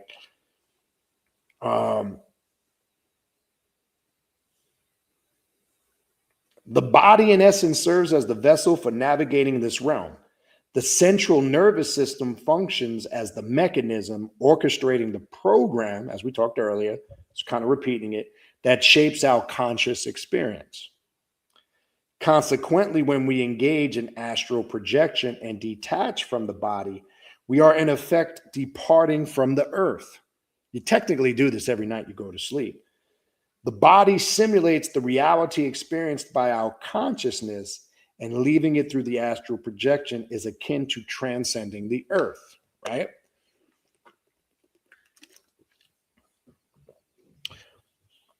Our minds are systematically indoctrinated, there's that word again, to hinder access to metaphysical knowledge concerning the multiverse, not just the universe. Remember, the word uni is Latin for the number one. So when you're saying universe, you're saying there's one realm. There's not. There's multiverses. Stop saying the astral plane or the astral realm. It's astral realms, plural. If you study the Klipoth and you work with the Klipothic realms, you know there are many realms, limitless. The inner depths of the subconscious mind that you call the void and the abyss is talking about your subjective consciousness and your subjective universes that have no parameters, no limitations. Anything can manifest, there's that word again, anything can incarnate and become a reality there. Okay. And 9 out of 10 times you're dealing with things that vibrate and exist outside of person, place, or thing. So it's not going to be governed by the natural law of 3-dimensional existence, person, place, or thing.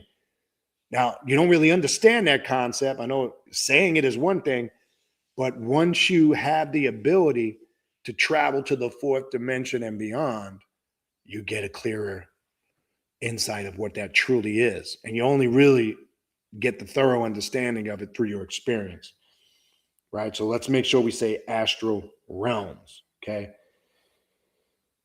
And alternate realities beyond our current one, our souls find themselves confined here because the mind lacks the wisdom to project consciousness out of this soul system, a concept often referred to as ascension, right? And see, we hear ascension and we always think of just going up, right? Ascension means growing, evolving, the mind change. It's not just a literal act of something rising up. But that's the definition of Jesus ascended to the heavens. And you automatically, when you hear the word ascension, Billy, don't fucking bullshit yourself. You may not do it physically, but the mind has been so programmed, you're immediately thinking up, the sky, right? They have something called Ascension Thursday in the church, the day Jesus ascended to heaven. So you think of ascension, the program they've encoded in your mind is to go to heaven, to ascend, but to ascend spiritually. Think about this for a minute. There's that old saying, if you understand the 7 Hermetic principles, the doctrine of vibration, nothing ever stands still. Nothing ever stops, slows down. Things are constantly moving. They're just moving and vibrating at certain frequencies. The doctrine of vibration and rhythm will give you a better understanding of that, okay? So we need to be clear on understanding what ascension is, or ascent is another word that comes from the word ascension. I'm ascent. You want to ascend on your path. You want to, ascend. When the mind and soul separate from the deteriorated body, laden with material desires, false identification, and lust, they carry an additional layer of misguided identity. This results in the mind yearning to return to the earth, driven by lingering desires for what it has to offer. Religious practices such as Buddhism advocate meditation to reach states of mind devoid of attachment to material possessions so that it will prepare them for death. Achieving mastery over the soul and mind becomes paramount in preparing for life after death, where material pursuits cease to exist. So, having said that, that's what I wanted to cover. I hope now you have a better understanding, understanding, and overstanding of what the purpose now, what the mission, quote unquote, is moving forward these next 4 years. We got a lot of work cut out for us. right? You should have started years ago. So if you didn't and you got a late start, you hear I've been saying the last couple of years, you have to take a long walk on a very short path. And that's just a terminology describing there's a lot to do and a lot to learn in a short period of time. So you could either focus on this or you can do all that conscious bullshit and still be mesmerized by ridiculous religious debates, historical nonsense, pointless arguments, shit that's not going to help you in any shape, form, or fashion. All that stuff you can do on your own. They got Google for that shit. They got history books. Again, as I said in the beginning, I'm not saying, look, you must know your past in order to know your future. You must know your past history to know your future. I'm all down for that. But as I said in the beginning, some people want to stay living in the past. I don't want to hear how great we used to be, right? People always talk about, well, we are direct descendants of the ancient Egyptians, and in ancient times, we were this, and we were gods, and we were this snap. Well, guess what? What the fuck are you in 2026? How's that bullshit going to help you? Because if you're standing in front of me, and no offense, and you're a waiter, and I'm not knocking that because waiters make good money. I'm just using an example. Or you're working at Home Depot, or you're this or that. And again, I'm not knocking that. Show me a pharaoh that was broke. Show me a pharaoh that struggled. Okay? So don't talk about we used to be gods and goddess, and in ancient times we were this and that, and then you're standing in front of me a complete failure. I got questions. So that's telling me you're stuck in the past. Now, if you want to tell me how we can take that knowledge from then, update it, and apply it to now you got my attention. Because guess what? That shit ain't going to pay my mortgage. That shit's not going to pay my car notes. Sitting there feeding my ego about how great we used to be back in the day, that's not going to put food on my table. That's not going to help me put my kids through life and take care of my children and my family. That's not going to get me the things I need to survive in this mundane realm so I could focus on my spiritual path. Because when the mundane world is tended to and you're successful, it gives you more focus on your spiritual realm. And I said this before, and I'm going to stick to it. A good, solid income can cure over 75 to 80% of life's problems. Yes, I know more money, more problems for some because they don't know how to handle money, because a lot of us have not been taught financial literacy, unfortunately. But most people's problems are rooted in a lack of income. Because guess what? When you have all those things taken care of or in harmony, nothing's perfect. We're all going to have problems. Life's going to throw bullshit curves at you. That's going to happen. It's not going to change.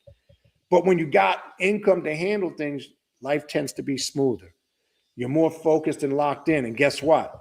Your spiritual work becomes stronger because guess what? You're not worried about, man, my mortgage is due in a couple of days. I got to scrounge up the rest of the money. Oh, shit, my car note's past due. Oh, man, I got credit card balances on this. Once you have that stuff, this is why it's important to be successful in the mundane realm. Not because you just want to be a materialistic,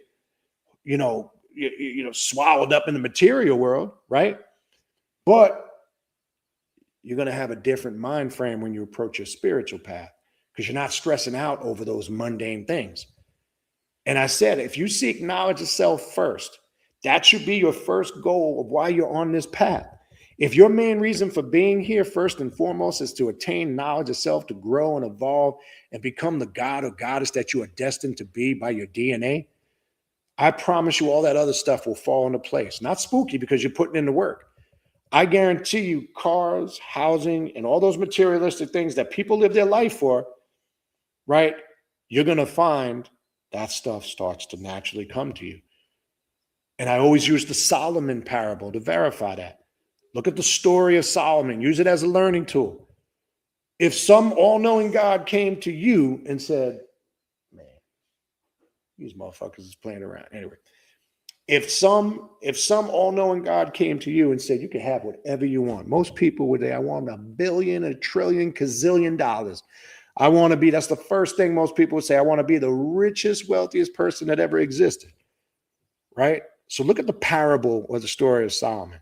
Solomon was given that opportunity, right? What did Solomon ask for according to the story? He didn't ask for wealth. He didn't ask for $1 gazillion, all the gold on the planet and this, that, and the third.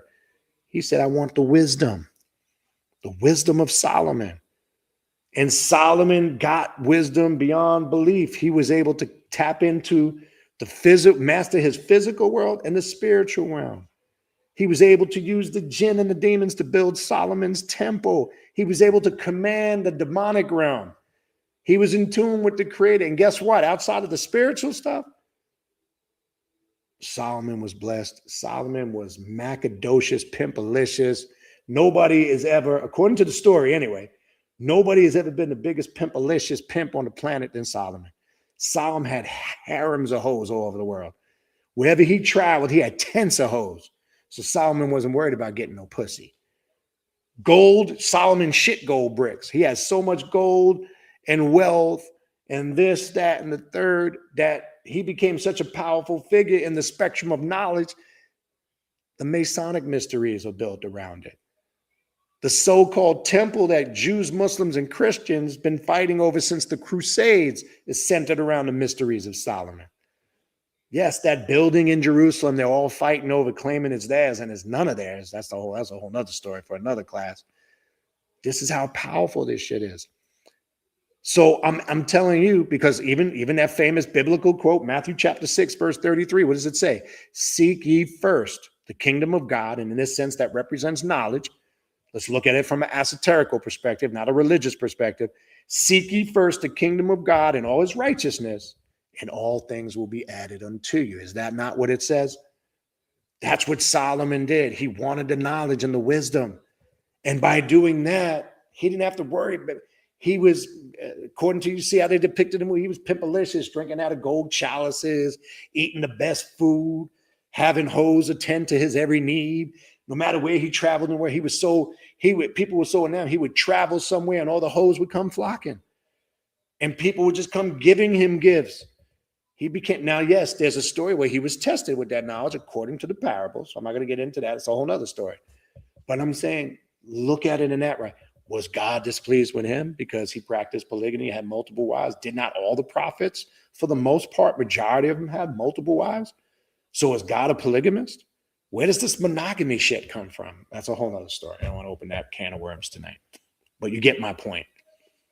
If your first goal, your reason why you're here is to seek knowledge of self, just like that quote in Matthew 6, verse 33, seek ye first the knowledge, or what's in the realm of the kingdom of the gods, and all its righteousness will be added unto you. That's all you need to know. So I always ask people, new practitioners, when they come to bed, what made you come here? Why are you here? What do you think you're going to get out of this? What's your main purpose for being here? And if you're here because you want to do spells to get BMWs and Bugattis, and you want to do love spells and money spells, that's that internet bullshit. You can look, that stuff is real. I'm not saying it doesn't exist, but I'm saying if that's your main purpose, go to one of the Mickey Mouse platforms. That's not what I'm teaching here, because that's our last worry. I don't worry about any of that stuff. I'm saying that because I'm confident where I'm at in my life, my journey now. I'm blessed. I don't take it for granted, because here today, gone tomorrow. But last thing I worry about, I'm sitting right now in a beautiful house, blessed. Have multiple cars, blessed. Plenty of food on my table, blessed. Enough of money in my bank account to survive, blessed. Okay? And it's not because I ever sat there and did ritual work for any of that stuff. It's because that was secondary in nature to what I'm trying to accomplish on my path. So this is why I know what I'm doing is working, because I'm seeking the knowledge and the wisdom first. And I know when I'm doing that, everything else just falls into place. Falls into place. Not because it's happened spookily, it's happened on a spooky way. It's happening because you're doing the work. That's the science of the statement, do without doing. People don't know what that means in alchemy and Hermetic philosophy. The science of doing without doing. That's what that is, what I just described, if you were paying attention. Because people have asked me that question many years. What does that term or that phrase mean, you need to do without doing? Does that mean I'm confused? Well, that's what it means. I just described it. Okay? All right. Let's go through the chat. I'll try. Can't guarantee I can get to everything. I'm going to start from the top just to be fair. And that's only right for people who have been here since the very beginning. And we've been on now for probably, 2 hours and 4 minutes. So it's only fair for those that are still here. I'm going to try to stick to the questions for the sake of time. I'm not going to try to read too much of the personal comments unless it's something that I feel is a very important statement, then I'll read it. But for the sake of time, I'm going to stick to the questions. Now, let's see what we got. Asiatic Soldier, what's going on, brother? Hopefully you're still here. Shalom to you.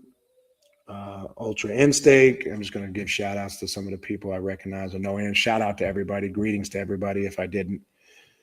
All right, I'm going to briefly answer this. This was earlier at 8:50 p.m. and I'm going to put the time there just so in case that person's not here. This was from Angelo Rosini. I have a question for you. What do you think about the Jews in Israel? Don't hold back in history. Well, I'm just going to briefly say this. That really is a whole class for another topic. Because really to that, and I'll just say this briefly and move on because that's really a very sidebar question that's going to deflect from what this class is about. It's a very deep, dark history. You have to start with the surface right now for those that are occupying them lands, laying claim, to being Jews. And you have to also understand how the state of Israel was formed. Then you have to go back in history and explain who and what are labeling themselves Jews. You have to go back into the history of the Ashkenazim, the Sephardim. You have to go back to Ethiopia and Africa and talk about the Philatians and the Handendauer. So that's a whole class in itself, right? You have to talk about the Crusades. You have to talk about why these conflicts are taking place and how it evolved into what it evolved in today. So I'm just going to kind of say that now because that's a topic in itself. So I don't want to spend too much time on that. That probably is a good topic possibly for another class, but you have to be careful because with everything going on in the news right now, because people will tend to label you anti-Semitic because some people can't deal with facts. So immediately when you say something that they might interpret out of pocket, somebody will label you anti-Semitic. So that's something too you got to thread. That might be something I did like maybe on Patreon. I don't know if it's a good open topic, okay? But we could address that another time. Ultra Instinct says, I heard someone say our souls ain't here. We're just projections. Kind of made sense, but I don't know. Now, I'm just going to say this to that. If you look at the context of it, when we say it's not here in essence from where we came, the very essence from where we came from, that could be applied to a degree. But here's the thing. Anytime somebody comes, just like I'm doing here, and we're going over topics, I'm explaining to you where it's coming from, or as I said tonight, we went over a section of Harry B. Joseph's work. I'm going to tell you where it comes from, because when somebody says that, maybe they did and you just didn't put it in there. I always ask somebody when they introduce some type of concept like that to you, ask them where did they get that from, or who did they hear say that, or did they hear it in a lecture, a video, did they read it in a book? Because you have the right to research that and scrutinize that and come to your own conclusion. That's why I'm saying that. So to really answer that correctly, one, I don't fully agree with it. I do see a possible connection there, but I would be more first, I would start with where did they get that from? Where did they hear that? Where did they read that?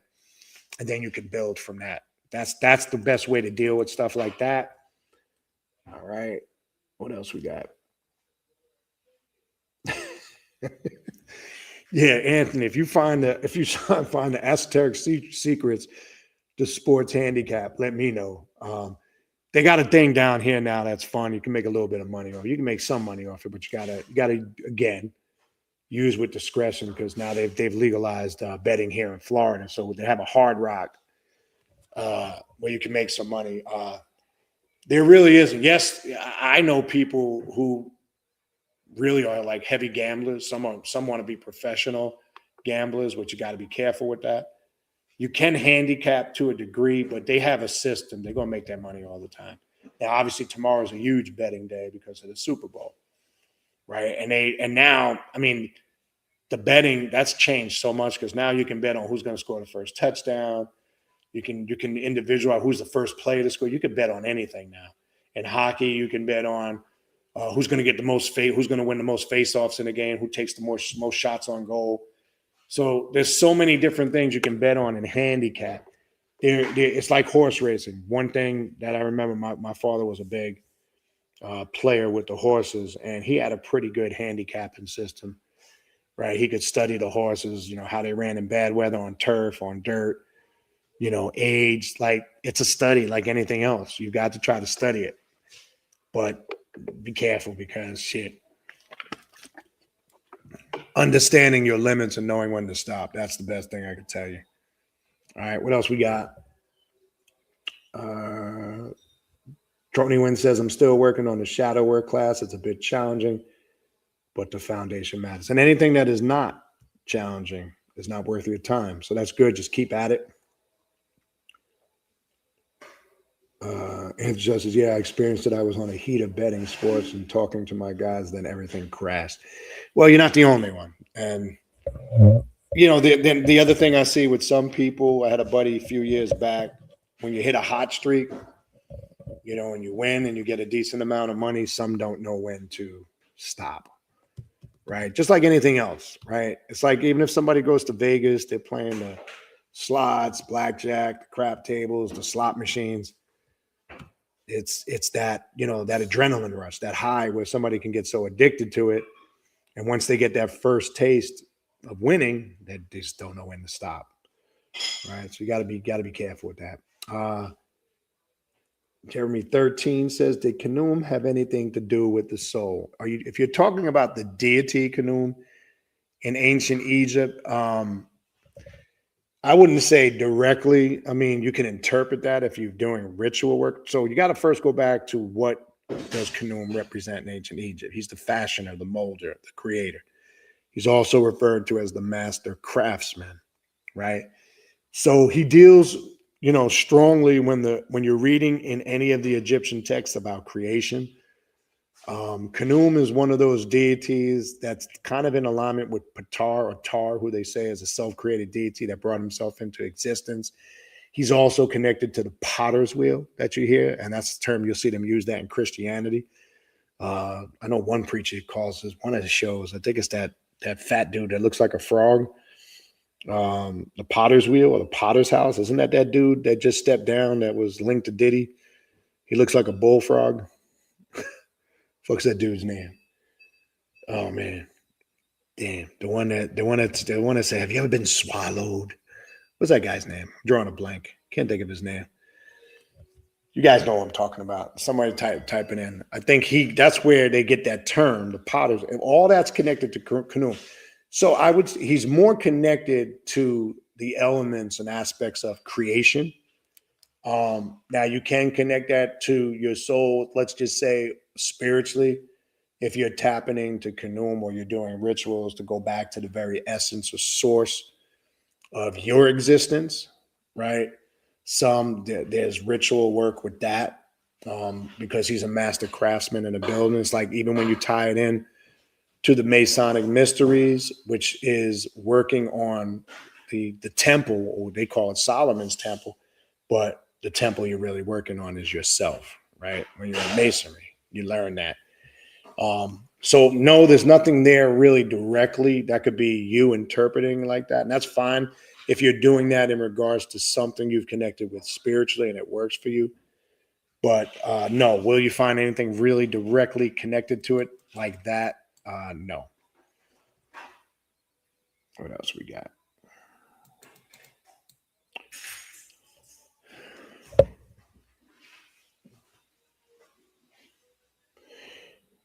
Yeah, and also Stastaway made a comment when I was talking about all the distractions. Like, say, you referred to somebody, oh yeah, you can get caught up. It's everywhere. I mean, it's here. It's on YouTube. It's on Facebook, Instagram, TikTok, Tiki-Taki, whatever, all that stuff. It's there. There's so much distractions there. I like the comedy stuff. The good stuff that's on there is the comedy stuff. I like all those sites where people do cover songs. I think those artists, that's really great stuff to watch. I think those artists that do cover songs, they make the covers sound better than the originals, in my opinion.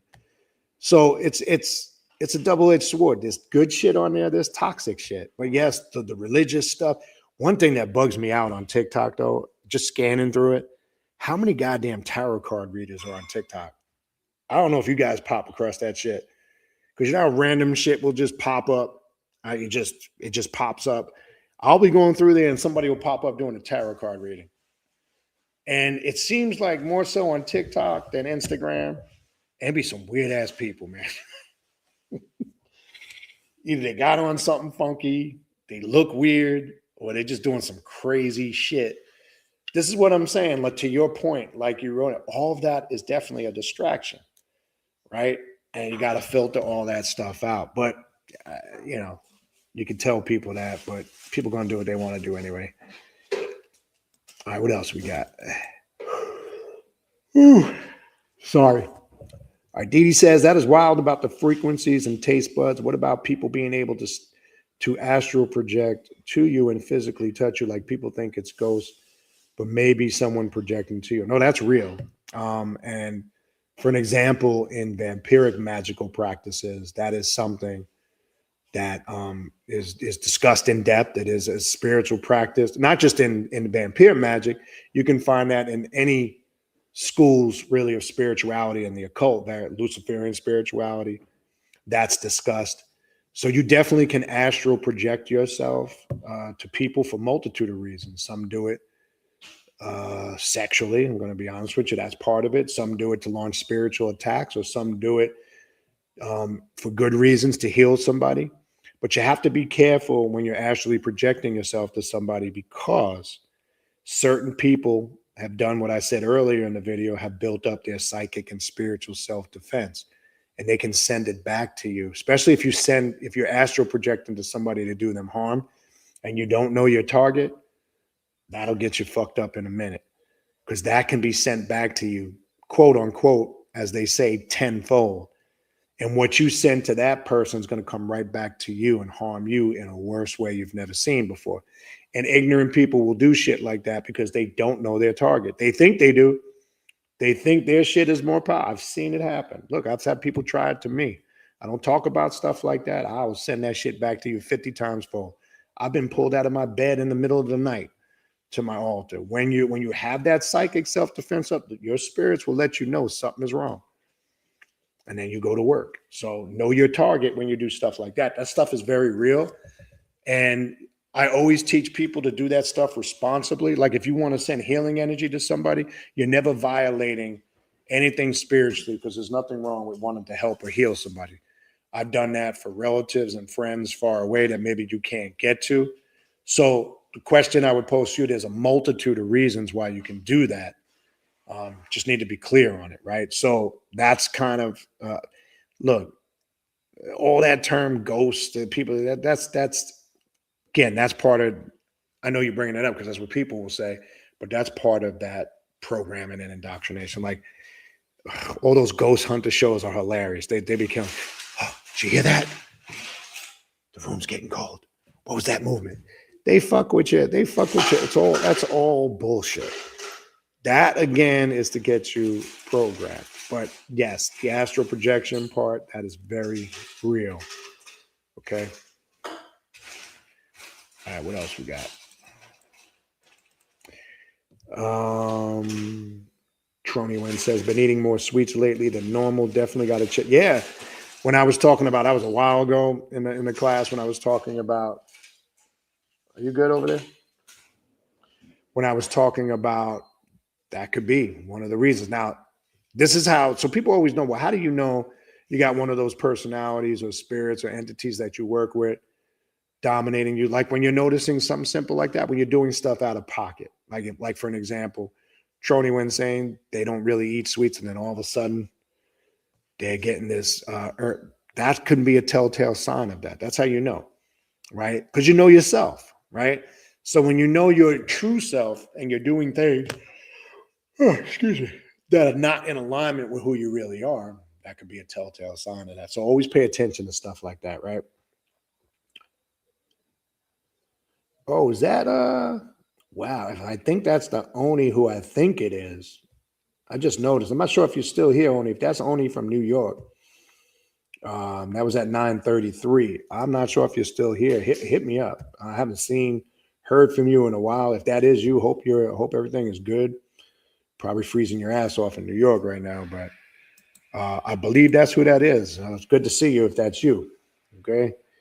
Net Spider, what's going on, Benny? Just for discussion, do you think that who we call, they have some type of purpose from what you are saying? It seems like they are deeply tied to desire, especially conflicted desire.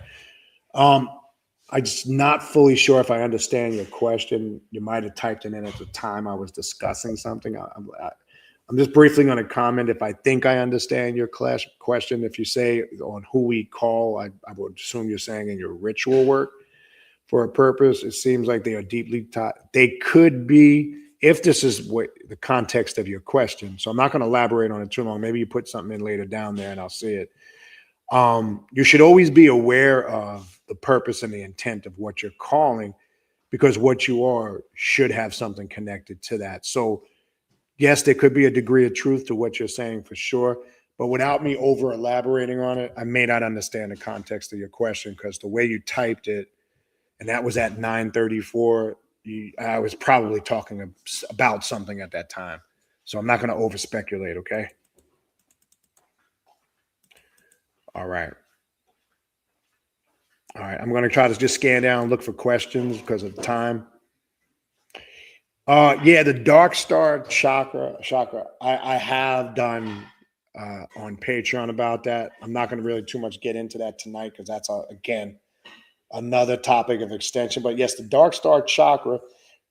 Again, as we learn in the Draconian current on the cult in the left-hand path, right? In basic information on the chakra, most schools of thought teach you about the 7 chakras.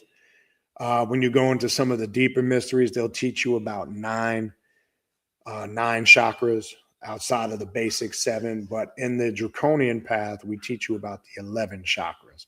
And the 11th one is the Dark Star chakra. It is etheric in nature. It is not connected to your physical body. It's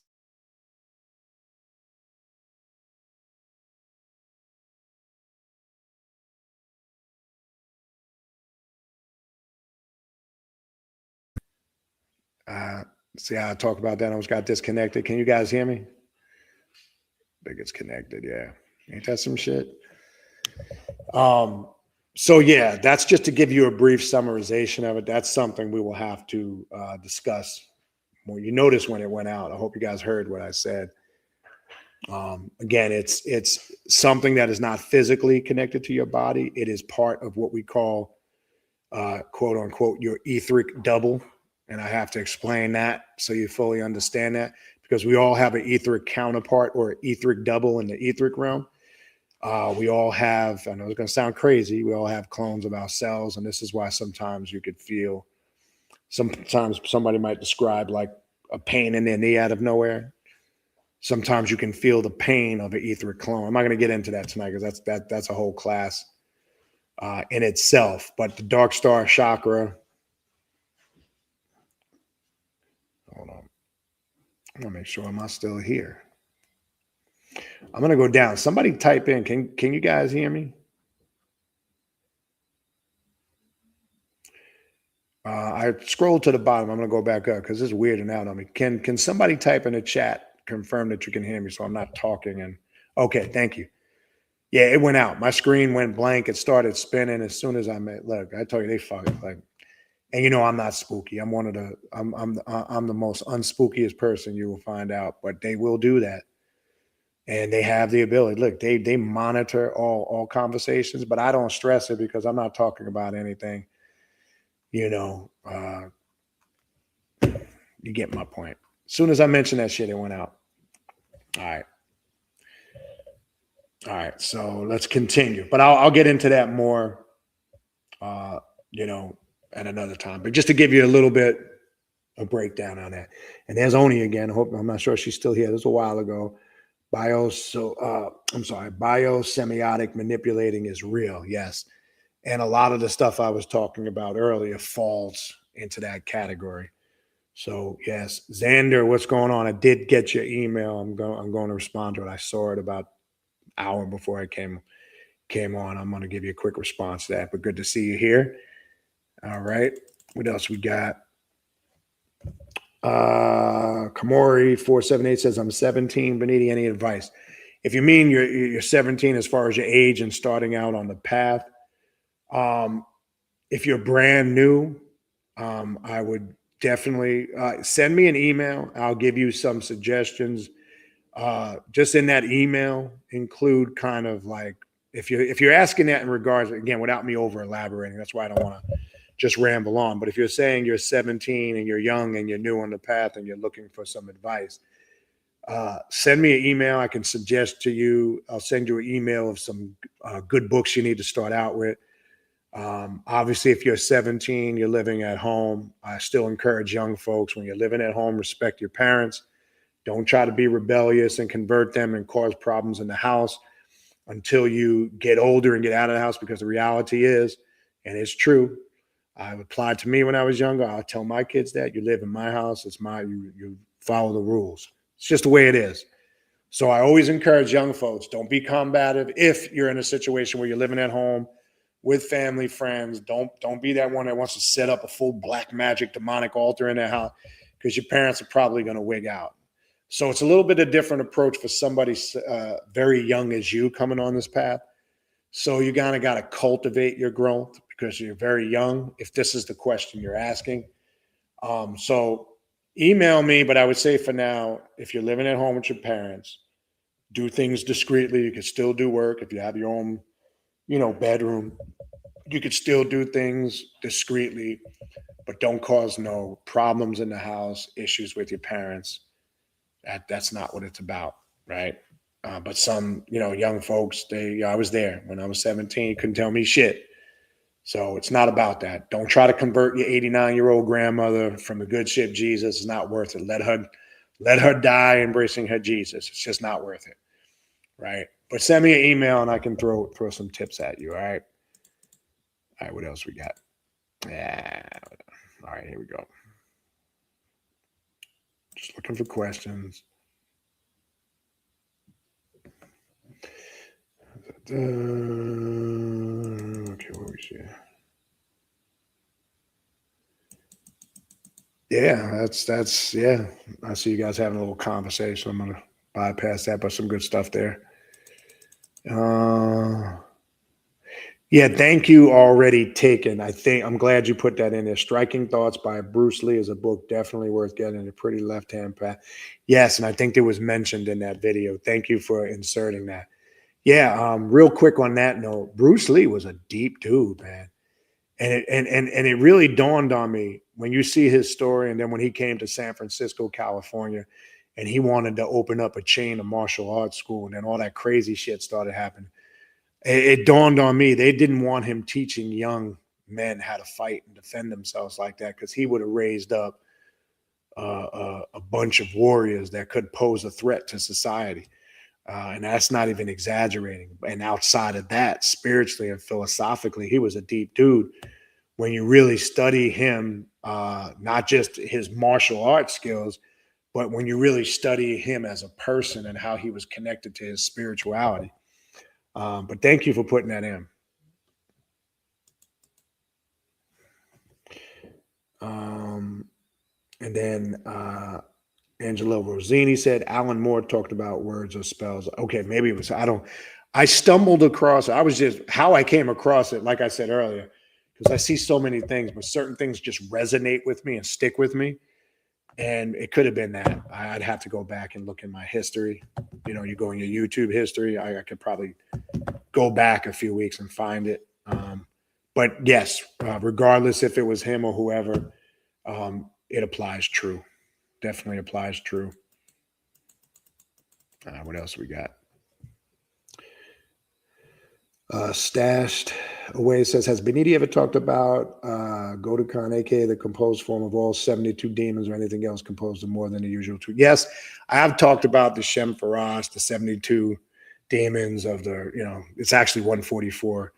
I have gotten into that. There is, go back in the YouTube history. You got to go back a little bit.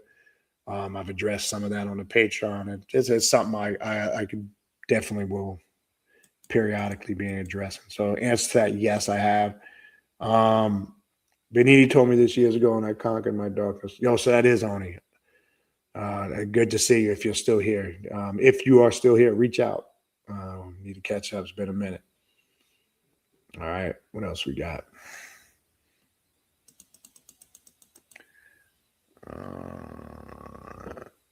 Yeah, New York people. I know I was recently speaking to my cousin again, to what I was saying earlier in the beginning of the class. People keep talking about global warming, but with excessive global warming, it also affects the type of winters people are going to experience. So we're seeing people in most places, this is the worst winter in some places in the last 25 to 50 years.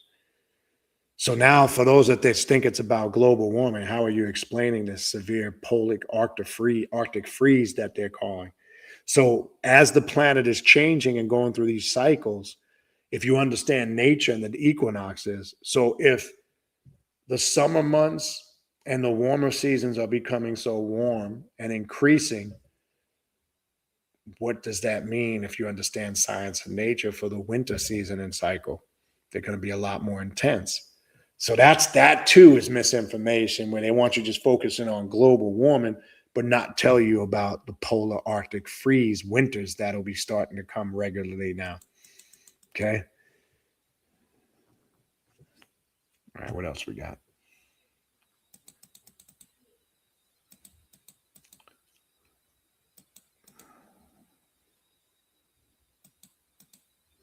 All right. Again, I'm kind of just trying to look for questions now for the sake of time, because it's about that time for me to wrap it up. I want to try to get to the end. Oh, so that was you with the Thirsty Thursday comment on it. How did I not notice that? I noticed it because of the icon. That's what caught my attention. Taco Tuesday. Fucked up Friday. Yeah. Yeah, talking tacos. They got a cool logo. It's like looks like a sugar skull, like Santa Muerte. And I went in there last night. We were looking for somewhere new to eat, the family.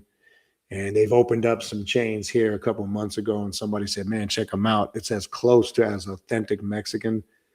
And it was. I mean, if you compare, say, a quesadilla, for an example, from like a major Americanized chain like Chipotle or one of those type places, man, the quesadilla I got in there, that shit was used. That shit looked like fluffy ass pancakes stuffed with chicken. And the way they cooked it, seasoned it, and the way it was grilled, totally different. So I'm not sure. I know everybody's in different geographical locations, but if you got a talking tacos next to you, you'll appreciate not only just the decor, but the food. Yeah, I walked in there. It's painted all black. It's very psychedelic. They keep it really like dim. You know, it's like a cool place. And they have all these different skulls and drawings and artwork on the wall. It was pretty fucking cool.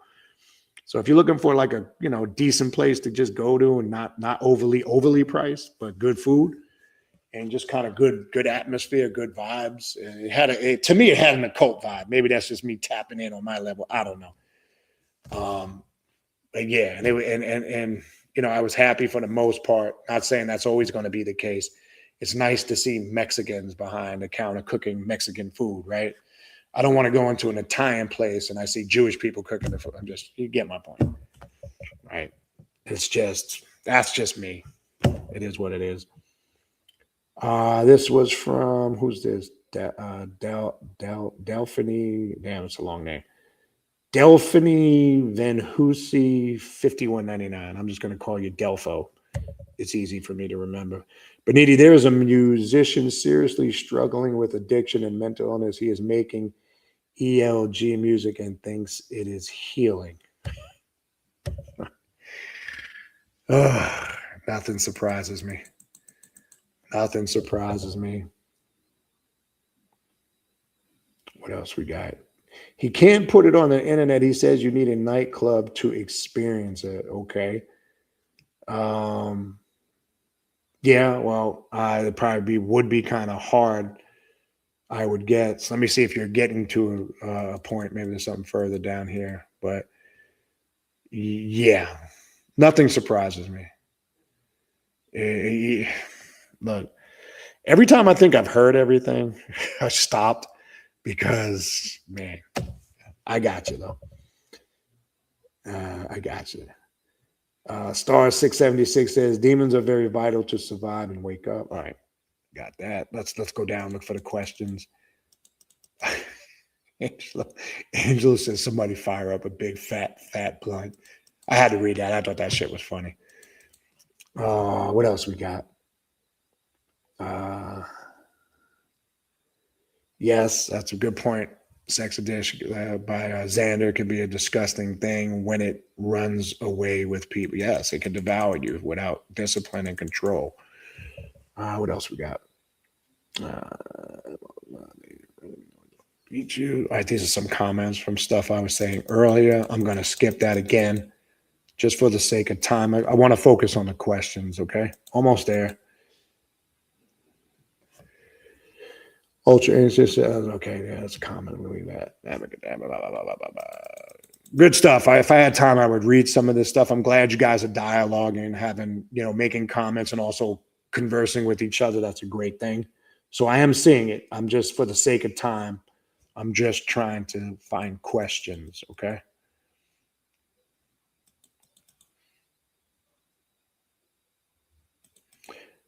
Yeah, that's a good point. Losing your occult power could be like worse than losing your soul.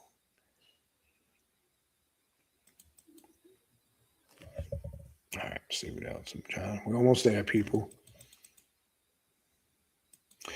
So Goddess Incarnate. I was reading an excerpt from Harry B. Joseph's The Book of Wisdom. That's the book. If you're still here, you might be. That was at 1047. Yes, I always like to give out the sources so you guys can go find them, read them for yourself. I would encourage a lot of his work. He puts out some good stuff. So anytime I take stuff like that, I'm not sure if you're new to my channel or you've been here or you're familiar with it. I don't just like read from books. I like to, maybe pick a topic or find an excerpt from something and then we kind of build on it. That's kind of what we did tonight. If you're still here, okay, or maybe catch it in the recording. Not sure. TD Jakes. There it is. Thank you, Oni. Jeez. That's that motherfucker. Ain't that a sweaty, greasy looking motherfucker? I ain't never seen a dude sweat Crisco oil. Like, he sweats so bad, it just looks like you can fry eggs on his head and shit. It's disgusting, man. Yeah, I saw something with him on a quick note. Kind of funny. So I understand, in my opinion, this is why he did it. But I'm just going to, maybe you guys have seen it. So it looks like he's, quote unquote, retired and named his daughter as his successor. I saw the video. It was terrible. And she came in, man, her voice threw me off. She sounded like a man. She came in and I guess he's prepped her and trained her. So they want to keep the gravy train and the money train coming. But it looks like he's trying to step out of the limelight with all this Diddy shit that went down. He's trying to now lay low.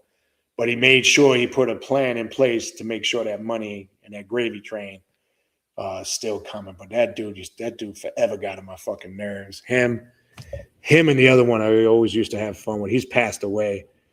The dude that used to wear the muscle preacher robe. That dude was hilarious. The one that was fucking around with the little boys, the muscle preacher I used to call him. I forgot his name. Yeah, I know he passed away a few years ago.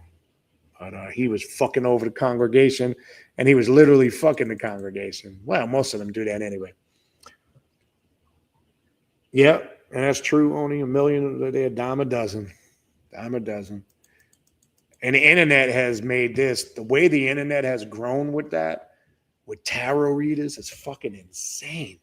Like I said, TikTok got some weird ass fucking people on it. I thought Instagram was a little weird. Instagram ain't got shit on TikTok.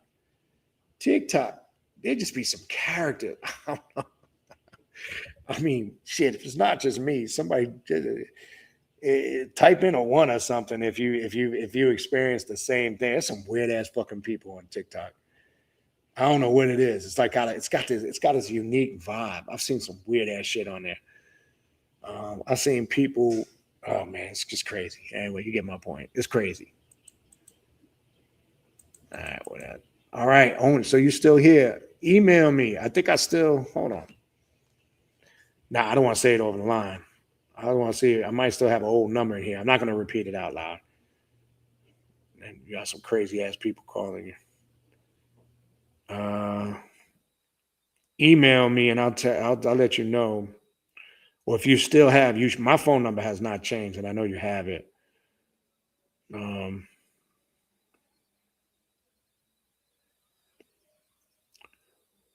sure I still got yours if it's private. Yeah, that's if it's still the same. Hold on. Yeah, I still have a number in here for you. I'm not going to say it, but text me or email me if you don't have my number. Yeah, we got to catch up. Definitely got to catch up. Shango Ray, what's going on, brother? Good to see you. I know you out on the West Coast, so I know sometimes time's different. I hope everything is well with you if you're still here. Appreciate you. We got to try to catch up too. We got to catch up with some of you people, man. Yeah, I pop into your channel once in a while when I can. I know you come on super late at night because you're on the West Coast. So I try to catch you when I can here and there and check in. So most definitely, good to see you, brother. I just got it on it. Cool. Same number. I'm going to send you a text right now and make sure you get it. I'm going to text you something right now. Hold on.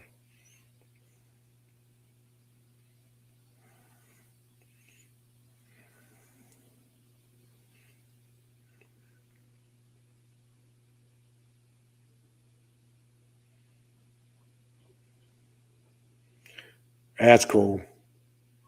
Oh, see, I saved it. I had it. I just sent you something. Or hold on, we're gonna add something to there.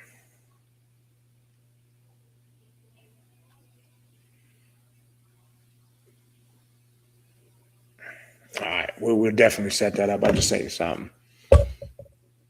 Okay, that was earlier. Yeah, when I mean, I don't know what you guys saw on your end, but when the question came up, when Didi asked about the dark star chakra, I don't know if I activated something, the thing went black and it just kept spinning and spinning and spinning, and it came back on. Yeah, you know how that goes. All right, we almost there. Okay, you guys were confirming you can hear me. That's where I'm at. Yeah, they definitely monitor the truth. Dancing, was that Dancing Deer Mojo? You guys be killing me with these names, man. Statement posed about me working with Lilith and others that those doing some harmful things to others also working with the same. Do you think, let's say, Lilith is protecting them and helping hurt others? Yeah, that's a good question because here's the reality with that. One thing I keep telling people, right? And I'm just saying this in general because your question kind of sparks this thought. I keep telling people, stop working with these entities and spirits and demons thinking they're your friends, right? So in a case like you're describing, that others that are doing harmful things or doing some harmful things, others are also working with the same. Do you think, let's say, Lilith is protecting them and helping hurt others? Now, I'm going to say this in regards to Lilith. Lilith will only go in accordance what's in alignment with what Lilith represents. Like, it can be very deceptive. There's a lot of things I hear people describe about Lilith that I really can't relate with and connect with that are kind of, to me, off base. Some of it kind of comes off as very new agey. Now, when coming to like destructive work, when it's coming to harmful things, here's how that works. She's only going to respond to those who are in the right. And she can create the illusion she's helping those who are in the wrong. Now, this is going to sound even more bizarre, especially when it's men. Because I've seen men completely. Now, let's just say it's a man who is an abusive. He's a womanizer or he's abusive.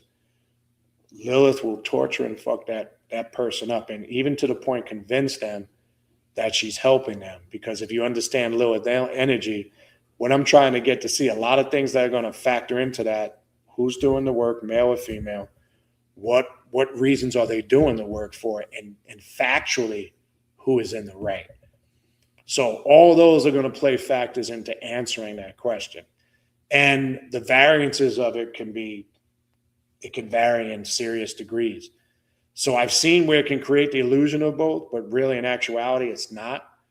I always find out in cases like that, she's going to make things happen for the individual that's in the right. And sometimes when people are doing things like that, yes, it can severely backfire, right? Specifically referring to these files coming out now, these persons said to be working with the, okay, so you give more information here. The same deeds we all work with pose as why these deities are not protecting kids per se. Again, we would have to, wherever you're getting from these files, we would have to really analyze where is this all coming from? What data, facts, and information is this based on?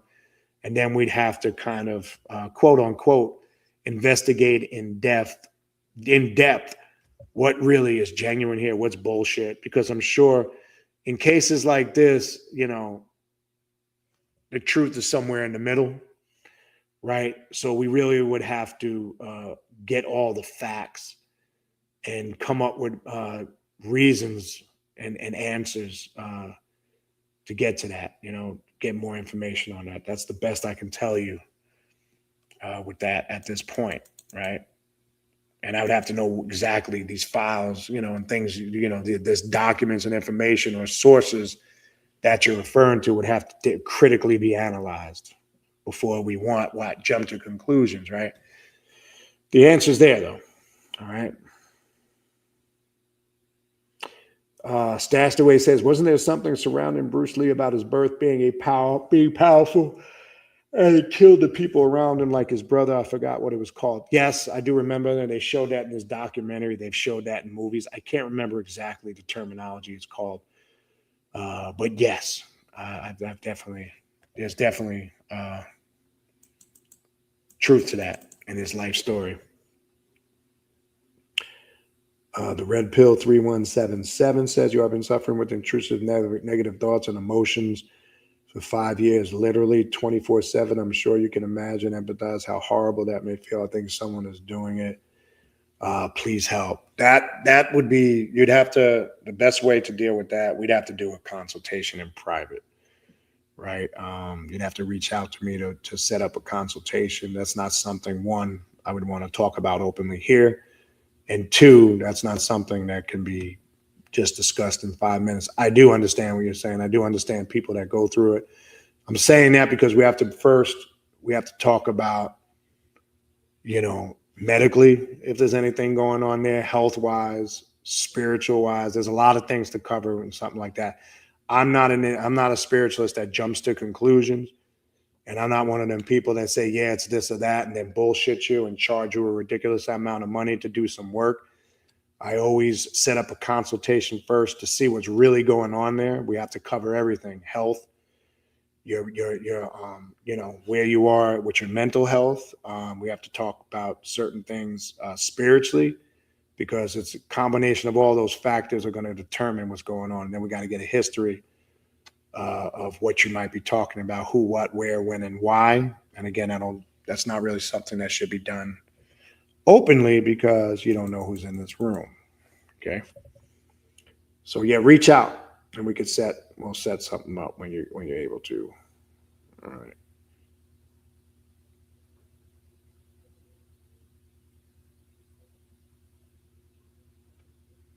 Okay, so yeah, I was saying that the power, this was Net Spider saying, yeah, I was saying that the powers that be could represent desire, conflicted desires, especially when you were talking about the low frequencies when you were, yes. So yes, yeah, you're correct to answer your question. That's why I was saying, if you type something later down, because obviously when I read it up there, the way you obviously typed it in at a time I said something, and I get that. So I probably would have caught it when you typed it in at the moment. So, but I get that. Okay. Appreciate you clarifying that.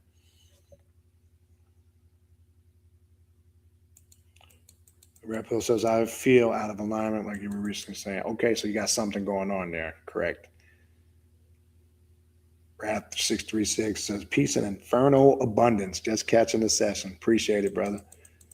The intrusive thoughts literally deeply feel like it's me thinking it even mimics my voice. I have to think in a different voice. Okay, so you got something that it could be an entity, it could be a walking spirit, it could be something you tapped into. But again, that is something we definitely need to cover on the level I described. But I do understand what you're saying.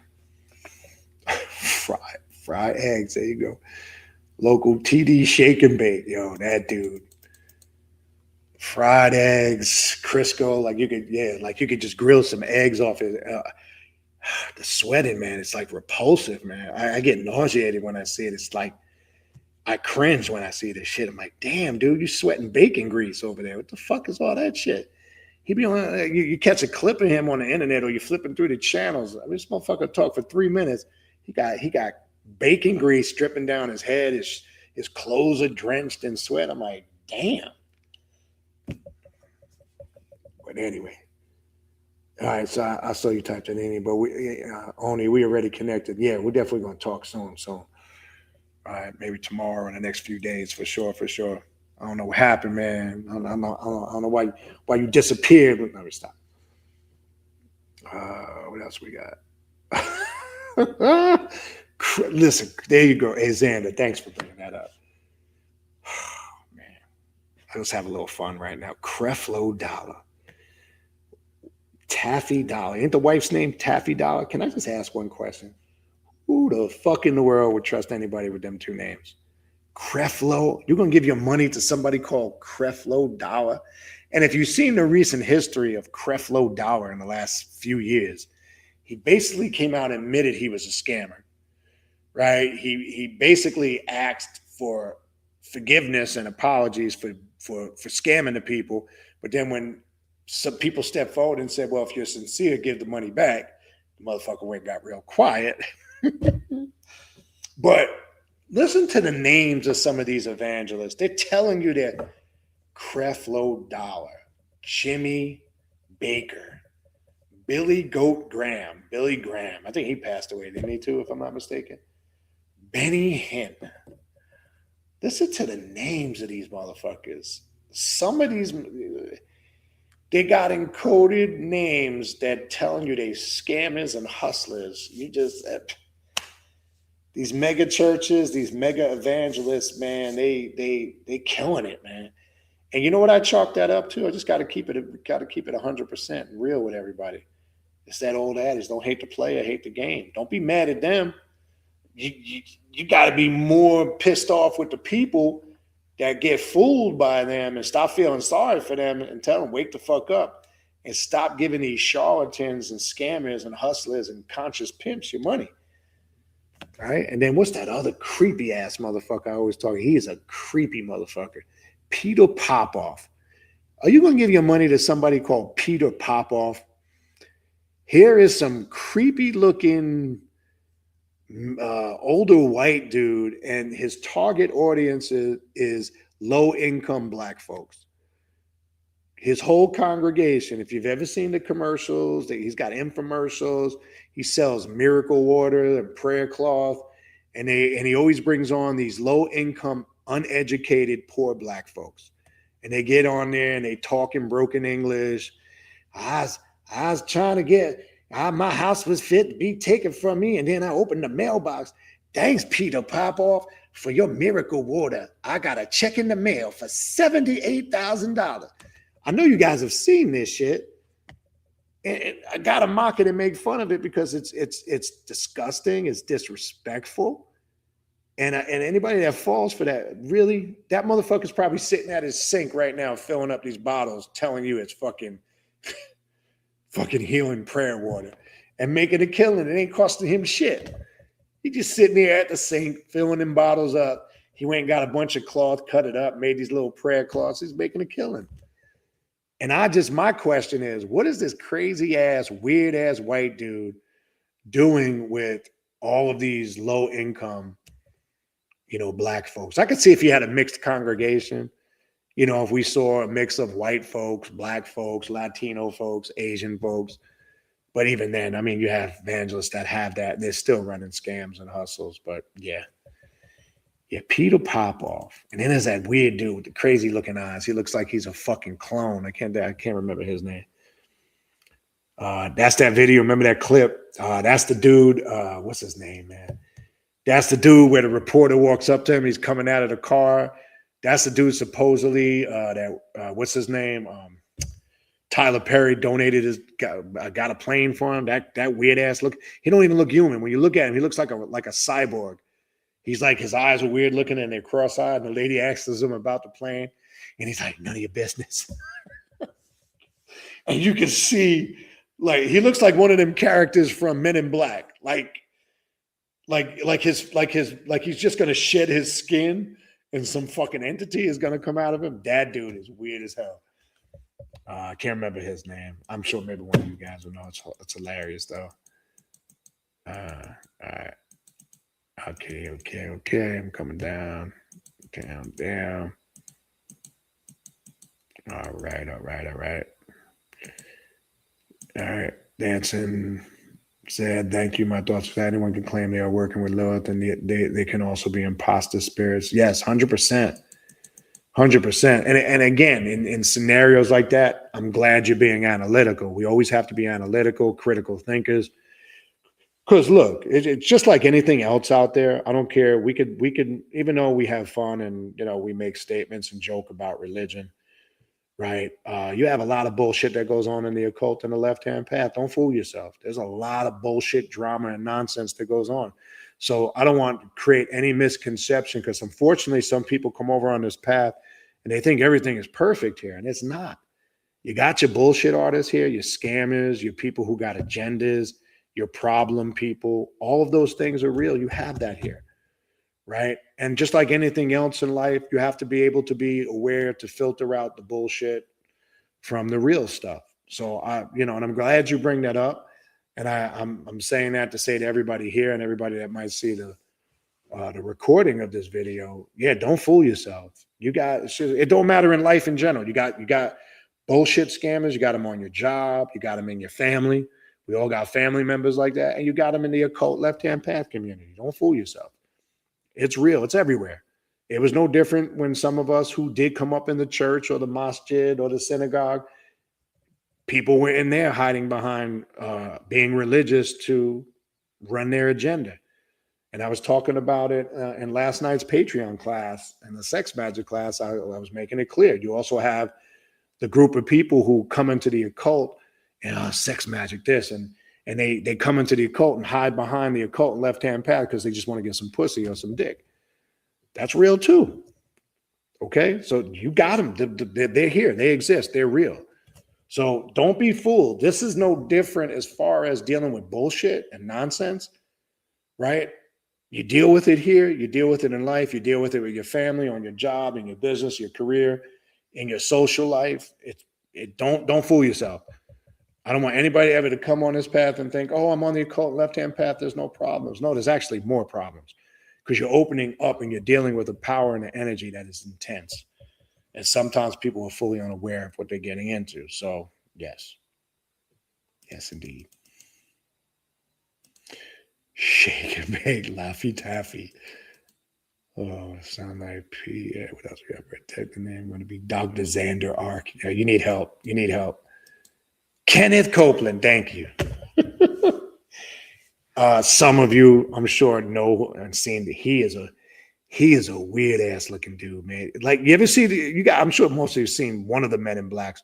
You see how they got all those shapeshifters and people, Men in Black, that come disguised, and then like when their bodies just collapse and they just fall. He looks like one of those. Like, every time you see him, it looks like his face is gonna open up and his body's just gonna collapse, and like some fucking weird alien from outer space or monster's just gonna come at him. He's just a weird looking dude.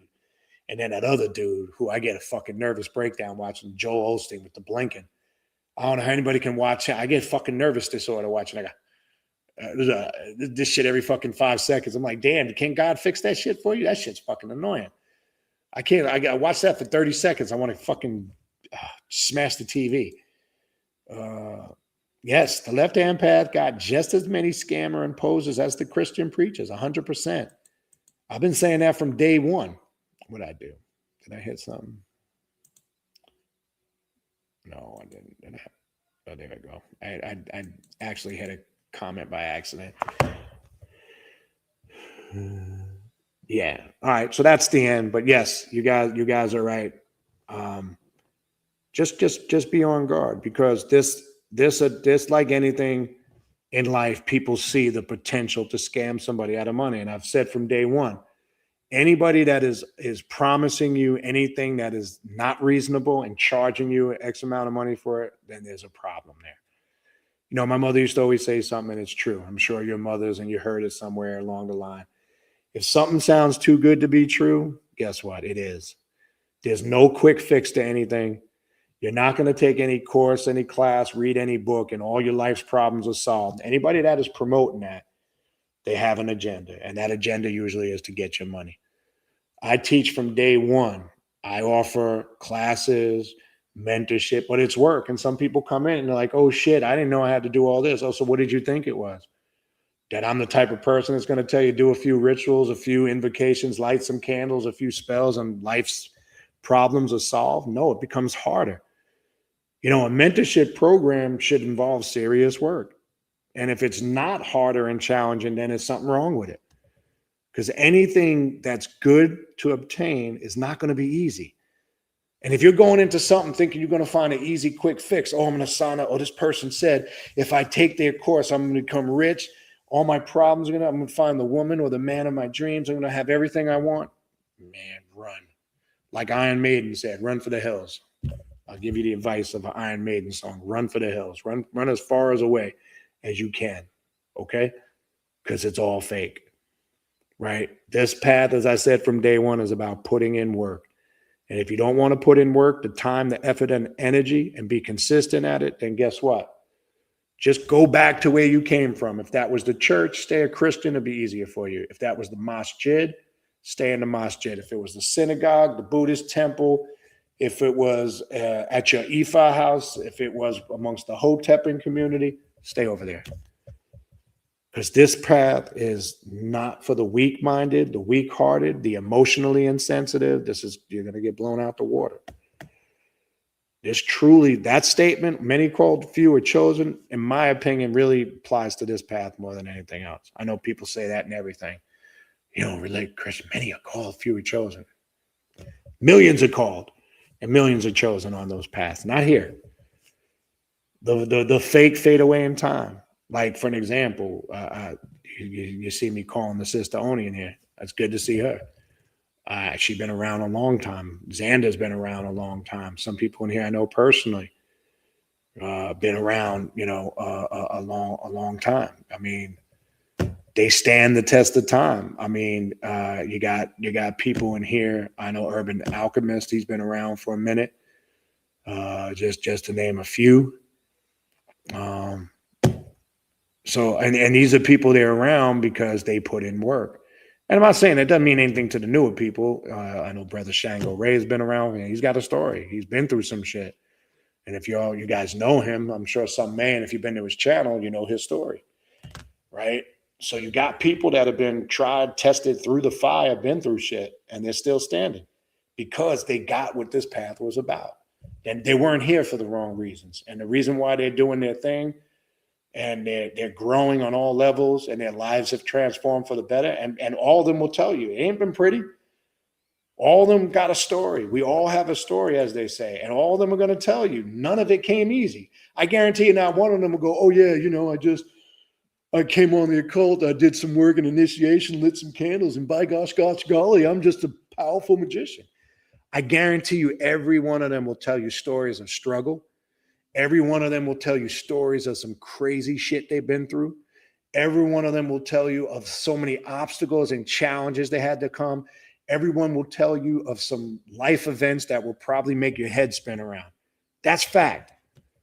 That's the real people. That's why I say many calls. These are the real people that are here. And I'm just keeping it 100% with you. It's not, when Oni was saying earlier, the loudest in the room is usually the weakest. Well, it's no different. Being loud, not just verbally, it's that loudest one that comes on the path, how dark they are. I'm so dark this. Yeah, man, and I'm this, that, and Lucifer this, and everything is so dark, dark, dark, dark, dark. You always hear me tell you guys over the years, they're the first ones to disappear. They're the loudest in the room. And yes, the loudest could be somebody who likes to talk loud and be seen. There's that loud. And then there's the person portraying a persona of being loud. You know, that's the one that, yeah, I'm know-it-all. I know that. Oh yeah, I'm this and I'm that. And oh yeah, I'm so dark and dreary. Oh yeah, I'm a powerful sorcerer and a magician. And their power is about as powerful as a fucking piece of shit coming out of my ass, dropping into the toilet bowl. That's about as powerful as their magic and their spirituality is. And that's just real. I'm just going to keep it real. Mostly, in my opinion, the real genuine people that are here are the ones that are grounded in their spirituality. They're grounded in reality. They have a good harmonization between their mundane, physical, worldly life and their spiritual life, meaning they're not so engrossed in the spiritual world that they lose sight of their everyday reality. Israel Regardie said that. That's one of the most powerful statements Israel Regardie ever said. Because you have some people that are so spooky and spooked out. Everything is spiritual. Everything they correlate, yeah, somebody's out to get me. Anything that goes wrong, it's spiritual. You know, anything this and that. So, but they never take accountability for it. Maybe you're just a fucked up person. That's all it is. Why does it always got to be spiritual? You know, people, when something goes wrong, yeah, people are hating on me. People are, they're launching attacks on me. Nobody wants it. Maybe you're just a fucked up person and you're crazy. You ever just think of that?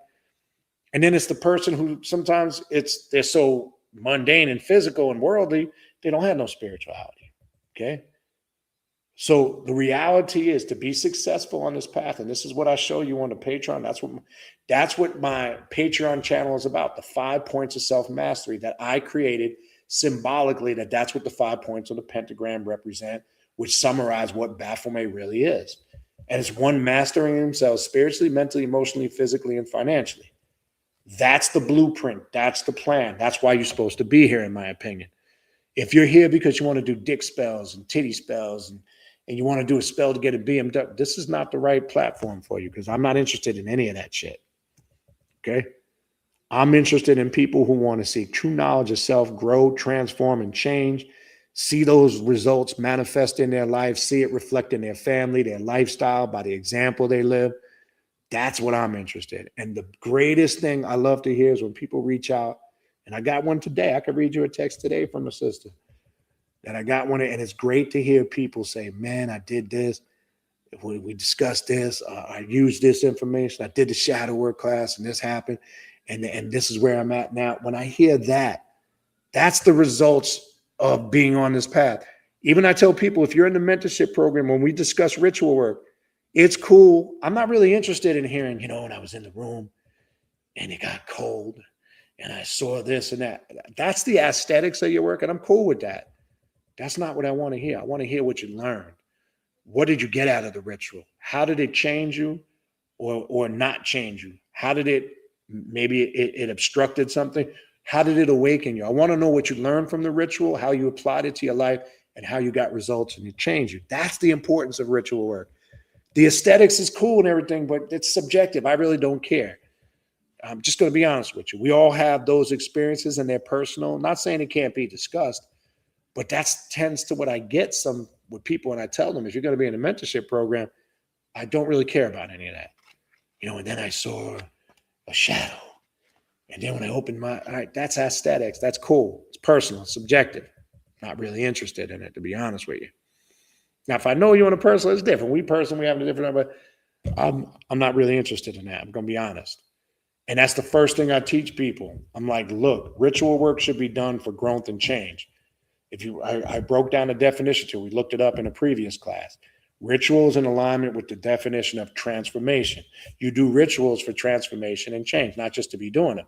So if you're doing ritual work and it's not transformation and transforming and changing your life for the better, then the question is, what the fuck are you really doing? That's my next question to you. That's simple. Oh, no, they closed the White Castle on Atlantic off of Linden? Oh, was that on Linden or was that on, I know it was on the way going to East New York. Pass it all the time going to Bushwick Avenue. Oh, the Conduit. That was right near the Conduit on Atlantic, right? I used to hit that one all the time. What about, I know you're not on that side. I hope they ain't closing. I know the one by my house is still open. I was just there not too long ago. What about the one on Parsons and Jamaica Avenue? Hope they didn't close that one. Dang. That one on off the Conduit in Atlantic Ave, that was open for a long fucking time. Wow. That's bad news. No, stop. Man, if you don't know White Castle, some of you know. So you don't know, you just don't know. Yeah, it's not good for you, but it is. Love me some fucking White Castle. Eastern Parkway is still there. Okay. So the one on Eastern Parkway is still there. I never really used to go to that one. I mean, even though, Jamaica Avenue, Parsons, 179th, all that was East New York. I mean, I always used to just, if I'm right, if I was on the J to M or the Z, I always used to breeze through Eastern Parkway. Never really stopped there a lot. I knew a couple people through there. But yeah, that one's still open. I know there was one right off of, there's one near Suffolk Boulevard, I think it was. I don't know if that's still there anymore. Man, look at me. You got me thinking about fucking White Castles at fucking 12 o'clock at night on a Saturday. Yeah, nothing like when you had White Castles for a while. Sonic. They got Sonics here. I ain't too crazy about it, man. I don't know. Just don't do nothing for me. But then again, I haven't been there in years. They've had Sonic here since I've been here. It's been a chain that's been here for a while. I've been there probably 2 times, I think, maybe 3 at the most. I just wasn't that impressed with it. I don't know. Maybe it's changed. I don't know. But we don't know. All right. Listen, this has been fun. It's about that time. Like I said, never works out staying on here for a short period of time. Well, I'm glad I came on. I know it's been a while. It was great to see some people on here I haven't seen in a while. Brother Shango Ray, Xander, Oni. You guys been around for a while. It's good to see you guys. You're still here, still going strong, doing your thing. And everybody else, welcome. I appreciate you guys. We will talk soon. Infernal blessings, and we are out of here.